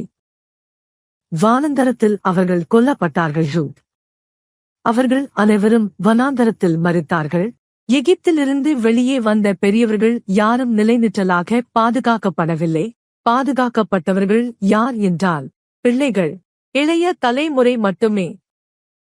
எகிப்திலிருந்து வெளியே வந்தபோது அவர்கள் சிறு பிள்ளைகளாக இருந்தார்கள். வனாந்தரத்தில்தான் வளர்ந்தார்கள். ஏனெனில் அவர்கள் 40 ஆண்டுகள் அங்கே தங்கியிருந்தார்கள். ஆனால் கானான் தேசத்துக்குள் நுழைந்தவர்கள் அந்த பிள்ளைகள், அந்த இளம் தலைமுறை, புதிய ஜனங்கள்தான். ஏனெனில் பெரியவர்கள், முதியவர்கள், எகிப்திலிருந்து வந்தவர்கள் அனைவரும் வனாந்தரத்தில் இறந்துவிட்டார்கள். ஏனெனில் கடவுள் அவர்களை தண்டித்தார். அவர்கள் கடினமானவர்களாகவும் விக்கிரக ஆராதனை செய்தவர்களாகவும் இருந்ததாலே அவர்கள் மிகுந்த தவறுகளை செய்தார்கள். நாம் இங்கே வாசித்தோம். இருந்தாலும் கடவுள் இரக்கத்தை காண்பித்தார். நித்தியத்தில் நிலைத்த பாறையாக இருக்கிறவர், அவர் மக்களுக்கு குடிக்க தண்ணீரை கொடுத்தார். பின்பு சொல்லப்படுகிறது, அவர்களை பின்தொடர்ந்த அந்த பாறை கிறிஸ்துவாகிய இயேசு. ஆண்டவருக்கு மகிமை உண்டாகட்டும். நாம் அனைவரும் ஞானமுள்ளவர்களாகவும் புத்திசாலிகளாகவும் இருந்து அந்த அழகான பாறையில் தஞ்சம் புகக் கடவோம். இப்போது மத்தேயு அதிகாரம் 1:6க்குச் செல்லலாம். ஆண்டவருடன் என்ன நடந்தது? ஆண்டவர் பாறையை பற்றி என்ன கூறினார்? மத்தேயு 1:6, 1:3 நாம் காண்கிறோம். இயேசு கிறிஸ்துவே அங்கே இருந்தார். எருசலேமில் தம் சுவிசேஷத்தை புகழ்ந்து போதித்துக் கொண்டிருந்தார். நித்தியத்தில் நிலைத்திருக்கும் பாறையாகிய ஆண்டவர் இயேசு கிறிஸ்து. அவர் போதித்துக் கொண்டிருந்தார். மக்கள், சாதாரண ஜனங்கள் அவருடைய போதனையை கேட்டுக்கொண்டு இருந்தார்கள். அவர் எப்போதும் பரலோக ராஜ்யத்தைப் பற்றியே பேசினார். அவர் உவமானங்களால், உருவகங்களால், திரைப்படங்களால் போதித்தார். இதனால் மனமிருந்தவர்கள், கடவுளுக்கு அடக்கமான உள்ளத்தை கொண்டவர்கள் மட்டுமே உண்மையில் அவரை புரிந்து கொள்ளக்கூடியவர்களாயிருந்தார்கள். அப்போதைய அவருடைய விரோதிகள், பரிசேயர்களும் சத்துக்கேயர்களும் கூட அவரை கேட்டுக் கொண்டிருந்தார்கள். இந்த வகையில் ஒரு நாள் அவர் போதித்துக் கொண்டிருந்தபோது அங்கே இவ்வாறு எழுதப்பட்டுள்ளது. மத்தேயு 1:6, 1:3. செசரியா பிலிப்பு என்ற இடத்துக்கு இயேசு சென்றார். இயேசு தம் சீஷர்களிடம், மனித குமாரனாகிய என்னை யாரென்று மக்கள் சொல்கிறார்கள் என்று கேட்டார். அதாவது, இயேசு அவர்கள் என்ன சொல்கிறார்கள்? மனிதகுமாரன் யாரென்று மக்கள் யாரென்று நினைக்கிறார்கள் என்று தம் சீஷர்களைக் கேட்டார். வசனம் 1:4 அதற்கு சீஷர்கள், சிலர் உம்மை யோவான் ஸ்நானகன் என்கிறார்கள், சிலர் உம்மை எலியா என்கிறார்கள், மேலும் சிலர் உம்மை எரேமியா அல்லது தீர்க்கதரிசிகளில் ஒருவர் என்கிறார்கள் என பதில் அளித்தார்கள். அவர்கள் சொல்லுகிறார்கள், சிலர் நீங்கள் யோவான் ஸ்நானகன் என்கிறார்கள், மற்றவர்கள் நீங்கள் தீர்க்கதரிசியாகிய எலியா என்கிறார்கள், வேறு சிலர் நீங்கள் எரேமியா அல்லது வேறு தீர்க்கதரிசியாக இருக்கிறீர்கள் என்று கூறுகிறார்கள். இதைத்தான் மக்கள் கூறுகிறார்கள். வசனம் 1:5 ஆண்டவர் தம் சீஷர்களிடம் சொல்கிறார், நான் யாரென்று நீங்கள் கூறுகிறீர்கள்? அதாவது, நீங்கள் என்னைப் பற்றி என்ன சொல்லுகிறீர்கள்? வசனம் 1:6 சொல்லப்படுகிறது, அதற்கு சீமோன் பேதுரு, நீரே கிறிஸ்து, ஜீவனுள்ள தேவனுடைய குமாரன் என்று பதிலளித்தான். பேதுரு கூறுகிறான், நீர் கிறிஸ்து, ஜீவனுள்ள தேவனுடைய குமாரன். ஆனால் இங்கே அவர் இவ்வாறு கூறும்போது பேதுருவே இந்த வார்த்தைகளை ஆழமாக சிந்தித்து தானே முடிவுக்கு வந்ததல்ல. நீர் கிறிஸ்து என்று கூறிய இந்த வார்த்தைகளின் ஆழமான உண்மையை அவர் புரிந்து கொள்வதற்கும் முன்பே அவர் வாயிலாக உண்மை வெளிப்பட்டது. வசனம் 1:7 இயேசு அவனிடம் சொல்கிறார், யோனாவின் குமாரனாகிய சீமோனே, நீ ஆசீர்வதிக்கப்பட்டவன். உனக்கு யாரும் அதை கற்பிக்கவில்லை. நான் யார் என்பதை பரலோகத்தில் இருக்கும் என் பிதா உனக்குக் காட்டினார். அதாவது, இது உனக்கு தெரியவந்தது மனிதனால் அல்ல, இது உனக்கு தெரியப்படுத்தியவன் மனிதர் அல்ல என்று சொல்கிறார். இங்கே மாம்சமும் இரத்தமும் என்று சொல்வது எந்த மனிதனும் இதை உனக்குச் சொல்லவில்லை என்பதைத்தான் குறிக்கிறது. இதை உனக்கு வெளிப்படுத்தியது பரலோகத்தில் உள்ள என் பிதாயு. நான் யார் என்பதை குறித்து உண்மையை உனக்கு தெரிவித்தது என் பிதாதான். கடவுளே உனக்கு தெரிவித்தார். அப்பொழுது ஆண்டவர் பேதுருவுக்கு ஒரு பரிசை வழங்குகிறார். அவர் அவனை வியப்புறச் செய்கிறார். ஏனெனில் அந்த நேரத்தில் பேதுரு ஒரே நபராக தம் உள்ளத்தை திறந்து வைத்தார். அவர் தம் உள்ளத்தை தயார் செய்தார். ஆண்டவரை நேசிப்பதிலும் கடவுளின் மேல் அன்பு வைத்ததிலும் நம்பிக்கையிலும் விசுவாசத்திலும் உறுதியில் அவர் தன்னைச் சமர்ப்பித்தார். அதனால் ஆண்டவரின் ஆவியால் அவருக்கு அந்த வெளிப்பாடு வந்தது. அதனால் அவரே சரியான பதிலை அளித்தார். அவர் தன்னைத் தயாராக வைத்ததால் கடவுள் அவரை பாராட்டினார். ஆண்டவர் அவருக்கு பரிசளித்தார். மேலும் அவரிடம் இவ்வாறு சொல்கிறார். வசனம் 1:8 இல் சொல்கிறார், எனவே நான் சொல்கிறேன், நீயே பேதுரு, பாறை போன்றவன். என் சபையை இப்பாறையின் மீது கட்டுவேன். மரணத்தின் வலிமை என் சபையை வீழ்த்த முடியாதியு. அதாவது, நீயே பேதுரு. இது என்ன பொருள்? பேதுரு என்ற வார்த்தை கல் அல்லது பாறை என்ற அர்த்தம் கொண்டது.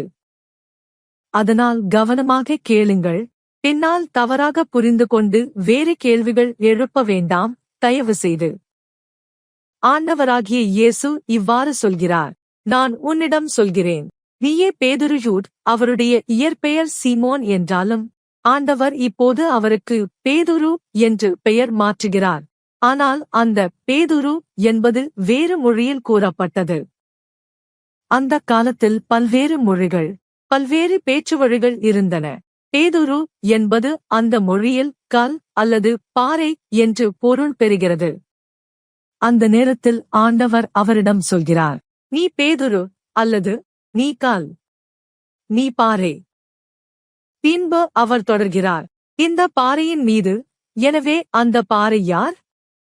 பேதுருவா அல்லது அந்த பெயரா? சீமோன்தானா பாறை? அல்லது ஆண்டவர் அவருக்கு வைத்த பெயர்தானா பாறை? சரி, யார் அந்த பாறை? யார் அந்த கல்? சீமோன் அல்ல. ஆனால் ஆண்டவர் அவருக்கு வைத்த பெயர்தான், நீ கல்லாய் இருக்கிறாய் என்று அவர் கூறினார். ஆனால் தொடர்ந்து அவர் சொன்னது, இந்த கல்லின் மீது. இங்கே ஆண்டவர் தம்மை பற்றியே பேசுகிறார். நீ கல்லாய் இருக்கிறாய், ஆனால் இந்த கல்லின் மீது, அதாவது கிறிஸ்துவாகிய இயேசுவே அந்த பாறை, அந்த கல். பாறை என்றால் இயேசுவே. அதனால்தான் ஆண்டவர் சீமோனிடம் சொல்கிறார், நீ ஆசீர்வதிக்கப்பட்டவன் சீமோனே. இதை யாரும் உனக்கு தெரியப்படுத்தவில்லை, பரலோகத்திலிருக்கும் என் பிதாவே உனக்குத் தெரிவித்தார். ஆகையால் நானும் உனக்குச் சொல்லுகிறேன், நீ பேதுரு, பாறை. இந்த பாறையின் மீது நான் என் சபையை கட்டுவேன், மரணத்தின் வாசல்கள் அதை எதிர்க்க முடியாதியு. எனவே அந்த பாறை யாரைச் சுட்டிக் கூறுகிறது? அதுதான் கிறிஸ்துவாகிய இயேசு. பாறை, கல், அந்த உறுதியான அடித்தளம் கிறிஸ்துவே. அந்த அடிப்படையின் மீதுதான் ஆண்டவர் தம்முடைய சபையை கட்டினார். வேதாகமம் சொல்லுகிறது, அவரே அந்த கட்டிடத்தின் மூலைக்கல், அதாவது சபை என்ற கட்டடத்தின் முக்கியமான அடித்தளக்கல் அவரே. இந்த ரகசியத்தில் தான் ஆண்டவர் சீமோனிடம் பேசுகிறார், நீ பாறை.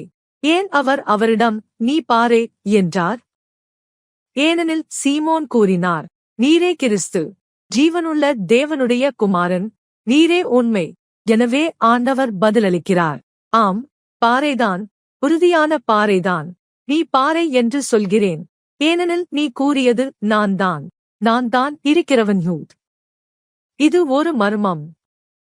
மக்கள் வாசிக்கிறார்கள், ஆனால் ஒருபோதும் புரிந்து கொள்ளவில்லை, ஏனெனில் அவர்கள் வாசித்தாலும் அதை சிந்திக்கவே மாட்டார்கள். ஆனா எவ்வளவு அழகானது! நாமோ இங்கே நம்முடைய ஆண்டவராகிய இயேசு கிறிஸ்துவே அந்த பாறையும் அந்த கல்லும் தான் என்று வாசிக்கிறோம். அவரே மூலைக்கல், முதன்மையான கல், கட்டிடத்தின் மூலக்கோணாக இருக்கும் அந்த கல். அந்த கல்லின் மேல்தான் அந்த ஆன்மீக கட்டிடம் கட்டப்படுகிறது. அதுவே அவர் சபை. அவர்தான் அந்த முதன்மையான கல். அவர் சொல்கிறார், நான் என் சபையை கட்டுவேன், அது கட்டப்பட்டது. மேலும் அவர் சொல்கிறார், பாதாளத்தின் வாசல்கள், அதாவது சாத்தான், நம்முடைய ஆண்டவராகிய இயேசு கிறிஸ்துவின் சபைக்கு எதிராக வெற்றி பெற முடியாது. சாத்தான் ஒருபோதும் ஆண்டவராகிய இயேசு கிறிஸ்துவின் சபையை அழிக்கவோ முற்றிலும் முடிக்கவோ முடியாது. தேவனுடைய சித்தத்தைச் செய்ய விரும்பாத குத்தண்டனைகள் இருக்கும். அவர்கள் தேவனுடைய வார்த்தையை நன்றாக நிறைவேற்ற மாட்டார்கள். தேவனுடைய வார்த்தையை நேர்மையாக எடுத்துரைக்க மாட்டார்கள். அவர்கள் இறந்து விடுவார்கள் அல்லது தண்டிக்கப்படுவார்கள். அவர்கள் நீக்கப்படுவார்கள். ஆனால் ஆண்டவரின் சபை தொடரும், முன்னேறும். ஏனெனில் ஆண்டவரே அதைச் சொன்னார். அவர் சொன்னதால் அது நிச்சயமாக நிறைவேறும். அதனால் தான் ஆண்டவர் பேதுருவுக்கு அந்த பரிசை அளிக்கிறார். வசனம் 9 அவர் சொல்கிறார், பரலோக இராஜ்யத்தின் திறவுகோல்களை உனக்குத் தருவேன். நீ இப்பூலோகத்தில் வழங்கும் நியாயத்தீர்ப்பு தேவனின் நியாயத்தீர்ப்பாகும். இப்பூலோகத்தில் நீ வாக்களிக்கும் மன்னிப்பு தேவனின் மன்னிப்பாகும் என்று சொல்கிறார். அவர் சொல்கிறார், பரலோக ராஜ்யத்தின் திறவுகோல்களை உனக்குத் தருகிறேன். அந்த வாக்குறுதி பின்பில் பெந்தெகொஸ்தே நாளில் நிறைவேறியது. யாரெல்லாம் அந்த வரலாறை நினைவு கூறுகிறார்களோ, பெந்தெகொஸ்தே நாளில் நடந்ததை அவர்கள் நினைவில் வைத்திருக்கலாம். அப்போது ஆண்டவர் பரலோகத்திற்கு எழுந்தபின் சுமார் 40 நாட்கள் இருக்கிறார் என்று நம்மால் நம்பப்படுகிறது. அவர் தம் அப்போஸ்தலர்களுக்கு பலருக்கும் தோன்றினார். பிறகு அவர் பரலோகத்திற்கு உயர்ந்தார். சுமார் 500 பேர் அவரை பார்த்ததாக சொல்லப்படுகிறது. அப்போது ஆண்டவர் தம் சீஷர்களிடம் சொன்னது என்னவென்றால், எருசலேமில் இருந்து வெளியே செல்லாதீர்கள். பரிசுத்த ஆவியானவர் வரும்வரை காத்திருக்குங்கள். அவர் வந்தபோது நீங்கள் சகலரும் வல்லமையால் நிறைக்கப்படுவீர்கள். அதற்குப் பிறகு ஆண்டவர் பரலோகத்திற்கு எழுந்தார். அப்போஸ்தலர்களும் மற்ற மக்களும் சேர்ந்து இருந்தார்கள். சுமார் 1-2 பேர் இருந்தார்கள். அப்போஸ்தலர்கள் ஆண்டவராகிய இயேசு கிறிஸ்துவின் தாய் மரியாளும் அவருடைய சகோதரர்களும் நிச்சயமாக அவருடைய சகோதரிகளும் குடும்பத்தினரும் ஆண்டவரில் நம்பிக்கை வைத்திருந்த பெண்களும் அங்கே இருந்தார்கள். எல்லோரும் ஒன்றாக கூடினார்கள். ஒரு அறையில், அதற்கு மேல் மாடி அறை, அப்போசென்டோ அல்டோ என்று பெயர். அங்கே அவர்கள் ஜெபித்து தேவனைத் தேடிக் கொண்டிருந்தபோது பரிசுத்த ஆவியானவர் இறங்கி வந்தார். எல்லோரையும் ஆவியானவர் ஆட்கொண்டார். அவர்கள் எல்லோரும் வித்தியாசமான நாக்குகளில் பேசத் தொடங்கினர். தீர்க்கதரிசனம் கூறினார்கள். அற்புதங்களும் அடையாளங்களும் நிகழத் தொடங்கின. அப்போது பேதுரு எழுந்து முதல் செய்தியையும் முதல் போதனையையும் வழங்கினார். அந்த நாளில் ஒரு பெரும் கூட்டம் அங்கே சேர்ந்திருந்தது. பேதுரு அதை நோக்கி உபதேசிக்கத் தொடங்கினார். அவர் எழுந்து பிரசங்கிக்கும்போது ஆண்டவராகிய இயேசு அவருக்கு தந்த அந்த ஆசி, அந்த வாக்குறுதி நிறைவேறியது. இங்கே வசனம் 9 அவர் சொல்கிறார், பரலோக இராஜ்யத்தின் திறவுகோல்களை உனக்குத் தருவேன். உண்மையாகவே சுவிசேஷத்தை முதலில் எழுந்து பிரசங்கித்தவர், இராஜ்யத்தின் செய்தியை சொன்னவர் பேதுருவே. அதாவது அவர் அந்த ஆன்மீக திறவுகோல்களைக் கொண்டு புலனாகத் தெரியாத அந்த விசைகளை வைத்துக்கொண்டு பரலோக இராஜ்யத்தை திறந்தார். அவர்தான் முதல் செய்தியை கொடுத்தார், முதல் போதனையை வழங்கினார். மேலும் அந்த நாளில் 3 பேர் மனமாற்றம் பெற்று ஆண்டவரை நம்பினார்கள் என்று சொல்லப்படுகிறது. அங்கேதான் இந்த வாக்குறுதி நிறைவேறியது. நான் உனக்கு பரலோக இராஜ்யத்தின் திறவுகோல்களைத் தருவேன். இது 2000 ஆண்டுகளுக்கும் மேலாக முன்பே நிறைவேறியது. ஆண்டவராகிய இயேசு கிறிஸ்து பேதுருவுக்கு கொடுத்த இந்த ஆசி, இந்த வாக்குறுதி அப்போதே நிஜமாக நடந்தது. இன்று பலர் சொல்வது போலல்ல. இன்று ஒருவர் இறந்துவிட்டால் அவர்கள் மேலே சென்று வானத்தில் கதவை தட்டுகிறார்கள். அப்போது பேதுரு விசைகளை எடுத்துக்கொண்டு கதவை திறக்கிறாராம் என்று சொல்வது உண்மையல்ல. இது பொய். இது அறியாமையால் உருவான கற்பனை. அவர்கள் பேசுவதற்கு அர்த்தம் தெரியாமல் சொல்கிறார்கள். இவை யாவும் கற்பனைகள், கதைகள், கண்ணோட்டமற்ற கதைப்பாடல்கள் மாதிரியானவை. இந்த பரலோக ராஜ்யத்தின் விசைகள் என்பதற்கான அந்த வார்த்தை, அது ஏற்கனவே 3000 ஆண்டுகளுக்கு முன்பே நிறைவேறிவிட்டது. பேதுருவே முதலாவதாக சுவிசேஷத்தை பிரசங்கித்தார். அந்த நாளில் அவர் செய்த செய்தி மூலமாக 3 பேர் மனமாற்றம் பெற்று ஆண்டவரை நம்பினார்கள். அங்கேதான் அந்த வாக்குறுதி நிறைவேறியது. அதற்குப் பிறகு அனைத்து அப்போஸ்தலர்களும் பல்வேறு பகுதிகளிலும் நாடுகளிலும் பிரிந்து சென்று சுவிசேஷத்தை பிரசங்கிக்கத் தொடங்கினார்கள். அதனால் தான் ஆண்டவர் சொன்னது, நான் உனக்கு பரலோக இராஜ்யத்தின் விசைகளைத் தருவேன். அதாவது, நான் உனக்கு சக்தியைக் கொடுப்பேன், ஆன்மீக விளக்குகளைத் தருவேன், நீ என் நாமத்தில் அற்புதங்களையும் அடையாளங்களையும் செய்வாய். இதுவே நீ பூமியில் கட்டினால் அது வானத்தில் கட்டப்படும், நீ பூமியில் தளர்த்தினால் அது வானத்தில் தளர்க்கப்படும் என்பதின் அர்த்தம்.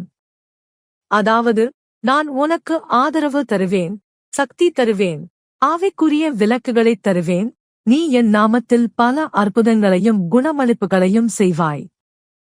நான் உன்னை மிகப்பெரிய விதமாக பயன்படுவேன், பல வியப்புகளைச் செய்ய உன்னை வழிநடத்துவேன். இதுவே கட்டுதல் மற்றும் தளர்த்துதல் என்பதின் உண்மையான அர்த்தம். இன்றும் பரிசுத்த ஆவியானவர் செய்கிறார் இதையே. தேவன் ஆன்மீக பரிசுகளைத் தரும்போது அவரால் பலருக்கும் அந்த திறமையும் அந்த வரமும் அந்த சக்தியும் அந்த ஆதரவும் அளிக்கப்படுகிறது. எடுத்துக்காட்டாக, நோயாளிகளுக்காக ஜெபிக்கும்போது அவர்கள் குணமடைகிறார்கள், அல்லது யாராவது சூனியத்தால் மந்திரத்தால் கட்டுண்டிருந்தால் அவர்கள் விடுவிக்கப்படுகிறார்கள், குணமடைகிறார்கள். இதுவே கட்டுவதும் தளர்ப்பதும் என்று சொல்லப்படுவது. என்றால், நான் யாராவது நோயாளிக்கு ஜெபித்து, கடவுளே, இந்த புற்றுநோயிலிருந்து அவரை குணமாக்குங்கள் என்று சொன்னால், ஆண்டவர் அந்த ஜெபத்தைக் கேட்டு அந்த நோயை அகற்றுகிறார். அப்போது நான் அவரை அந்த நோயிலிருந்து தளர்த்தினேன்.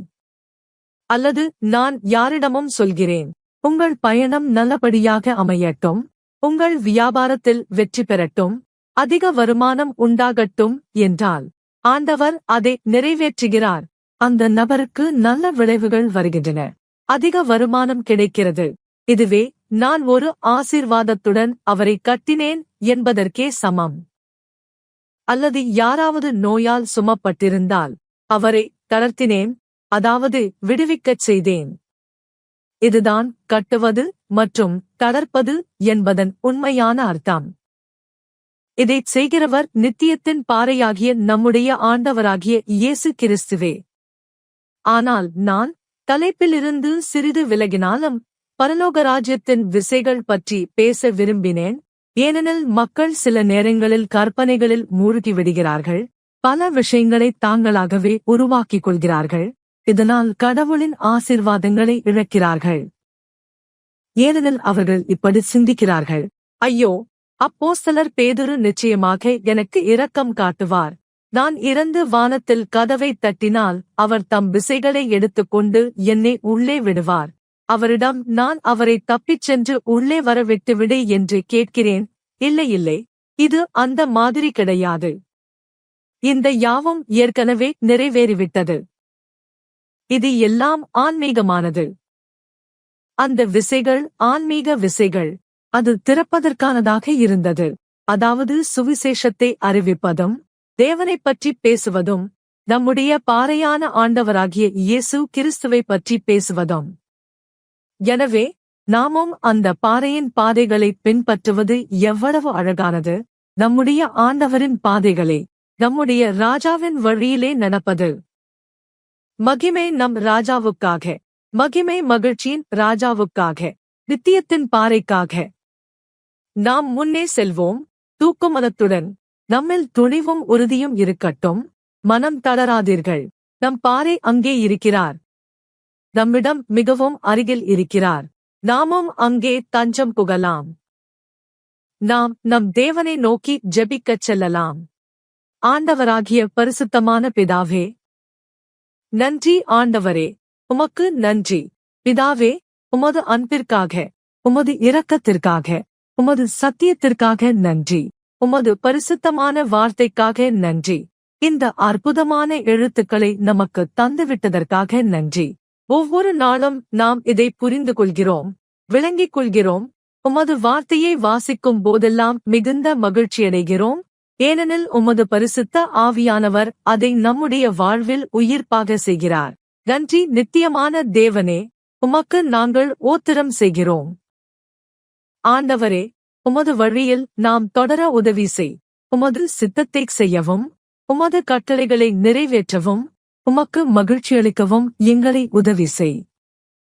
எவ்வாறு அந்த புதிய வாழ்வை வாழ வேண்டும், பரிசுத்த வாழ்வை, உமக்கு பிரியமான வாழ்வை வாழ வேண்டும் என்பதற்கான அறிவையும் புரிதலையும் எங்களுக்கு கொடு. நாம் எல்லோரும் ஒருமைப்பாட்டோடும் வாழ்ந்திடுவோம்.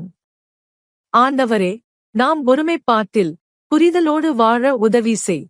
நாம் அனைவரும் ஒன்றான மனதுடன், ஒன்றான இருதயத்துடன், உம்மை நேசித்து, சந்தேகமில்லாமல் விசுவாசித்து, மூடத்தனமோ கேலிப்பாடியோ இல்லாமல் வாழ உதவி செய்.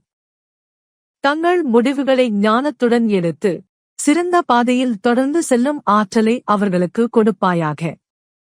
பரிசுத்தமான பிதாவே, உடல் நோயால் பாதிக்கப்பட்டிருப்பவர்கள் மீதும் உமது கருணை வெறியும்படியாக வேண்டுகிறேன். பல்வேறு நோய்கள் இருக்கின்றன. பலரும் அவைகளால் பாடுபடுகிறார்கள். ஆண்கள், பெண்கள், குழந்தைகள், பல்வேறு வயதிலும் பல்வேறு வகையான நோய்களாலும் வேதனைகளாலும் பாதிக்கப்படுகிறார்கள். ஆண்டவரே, இவை அனைத்தையும் ஏற்படுத்தும் சாத்தானை நீர் கண்டிப்பாயாக. அவன் செய்வது சாபங்கள், சூனியம், மாயை, இருளின் செயல்கள். அவைகளை எல்லாம் நீர் அடக்கி விரட்டிவிடும்.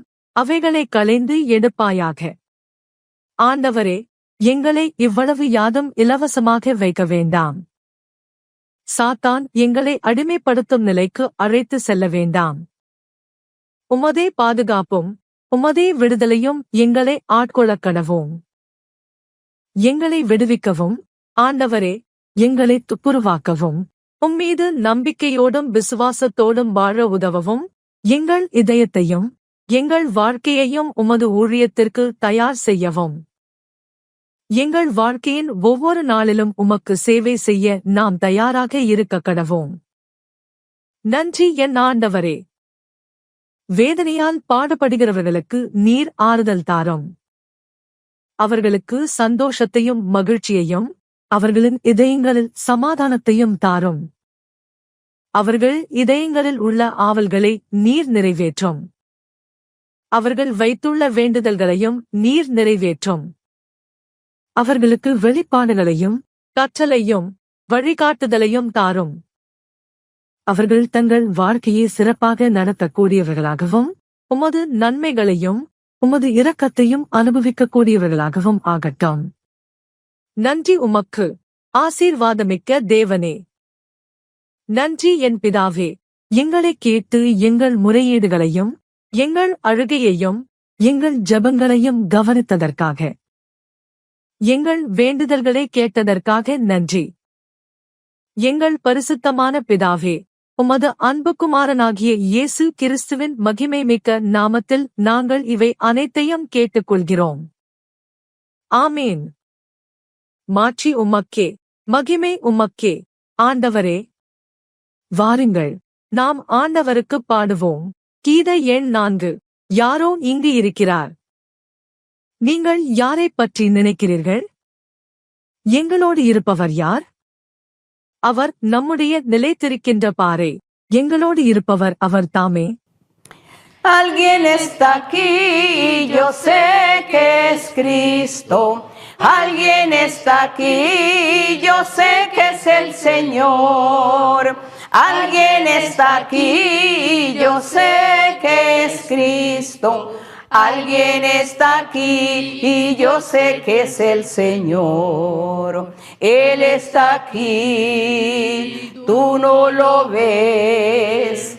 Él está aquí, tú no lo ves. Ora por mí, ora por ti, ora por todos al Señor. Alguien está aquí, yo sé que es Cristo. Alguien está aquí, yo sé que es el Señor. Alguien está aquí, yo sé que es Cristo. Alguien está aquí y yo sé que es el Señor. Él está aquí, tú no lo ves. Él está aquí, tú no lo ves. ora por mí, ora por ti, ora por todos al Señor. எங்கள் கடவுளுக்கு மகிமை உண்டாகுக. கிறிஸ்து சக்தியின் இரக்கம் என்று அழைக்கப்படும் ஒரு கீதம் இருக்கிறது அல்லவா? வாங்க அந்த கீதத்தை பாடலாம். ஏனென்றால் அதன் வரிகளை நான் மறந்துவிடலாம். கிறிஸ்து சக்தியின் இரக்கம். Cristo es la roca de poder, escóndeme, escóndeme, hasta que pase, oh Señor, la tempestad. Escóndeme, escóndeme con tu poder. Cristo es la roca de poder, Él calmará la tempestad. Tú eres Jesús, mi Salvador. Escóndeme, escóndeme con tu poder. Cristo es la roca de poder. Escóndeme, escóndeme, hasta que pase, oh Señor, la tempestad. Escóndeme, escóndeme con tu poder. Cristo es la roca de poder. Él calmará la tempestad. Tú eres Jesús, mi Salvador. Escóndeme, escóndeme con tu poder. ஸ்தோத்திரம் ஆண்டவருக்கே. எவ்வளவு அழகாக இருக்கிறது நம்முடைய தேவனுக்கு பாடுவது. நல்லது. நீங்கள் அங்கேயும் எப்போது விருப்பமோ, எத்தனை முறை விருப்பமோ ஆண்டவருக்கு பாடுங்கள். தேவன் உங்களை ஆசீர்வதிக்கட்டும். நான் உங்களை ஆண்டவரில் நேசிக்கிறேன். உங்களுக்காக நிறைய அனைத்தலும் முத்தங்களும் அனுப்புகிறேன். குறிப்பாக பிள்ளைகள் எல்லோருக்காக. நன்றி.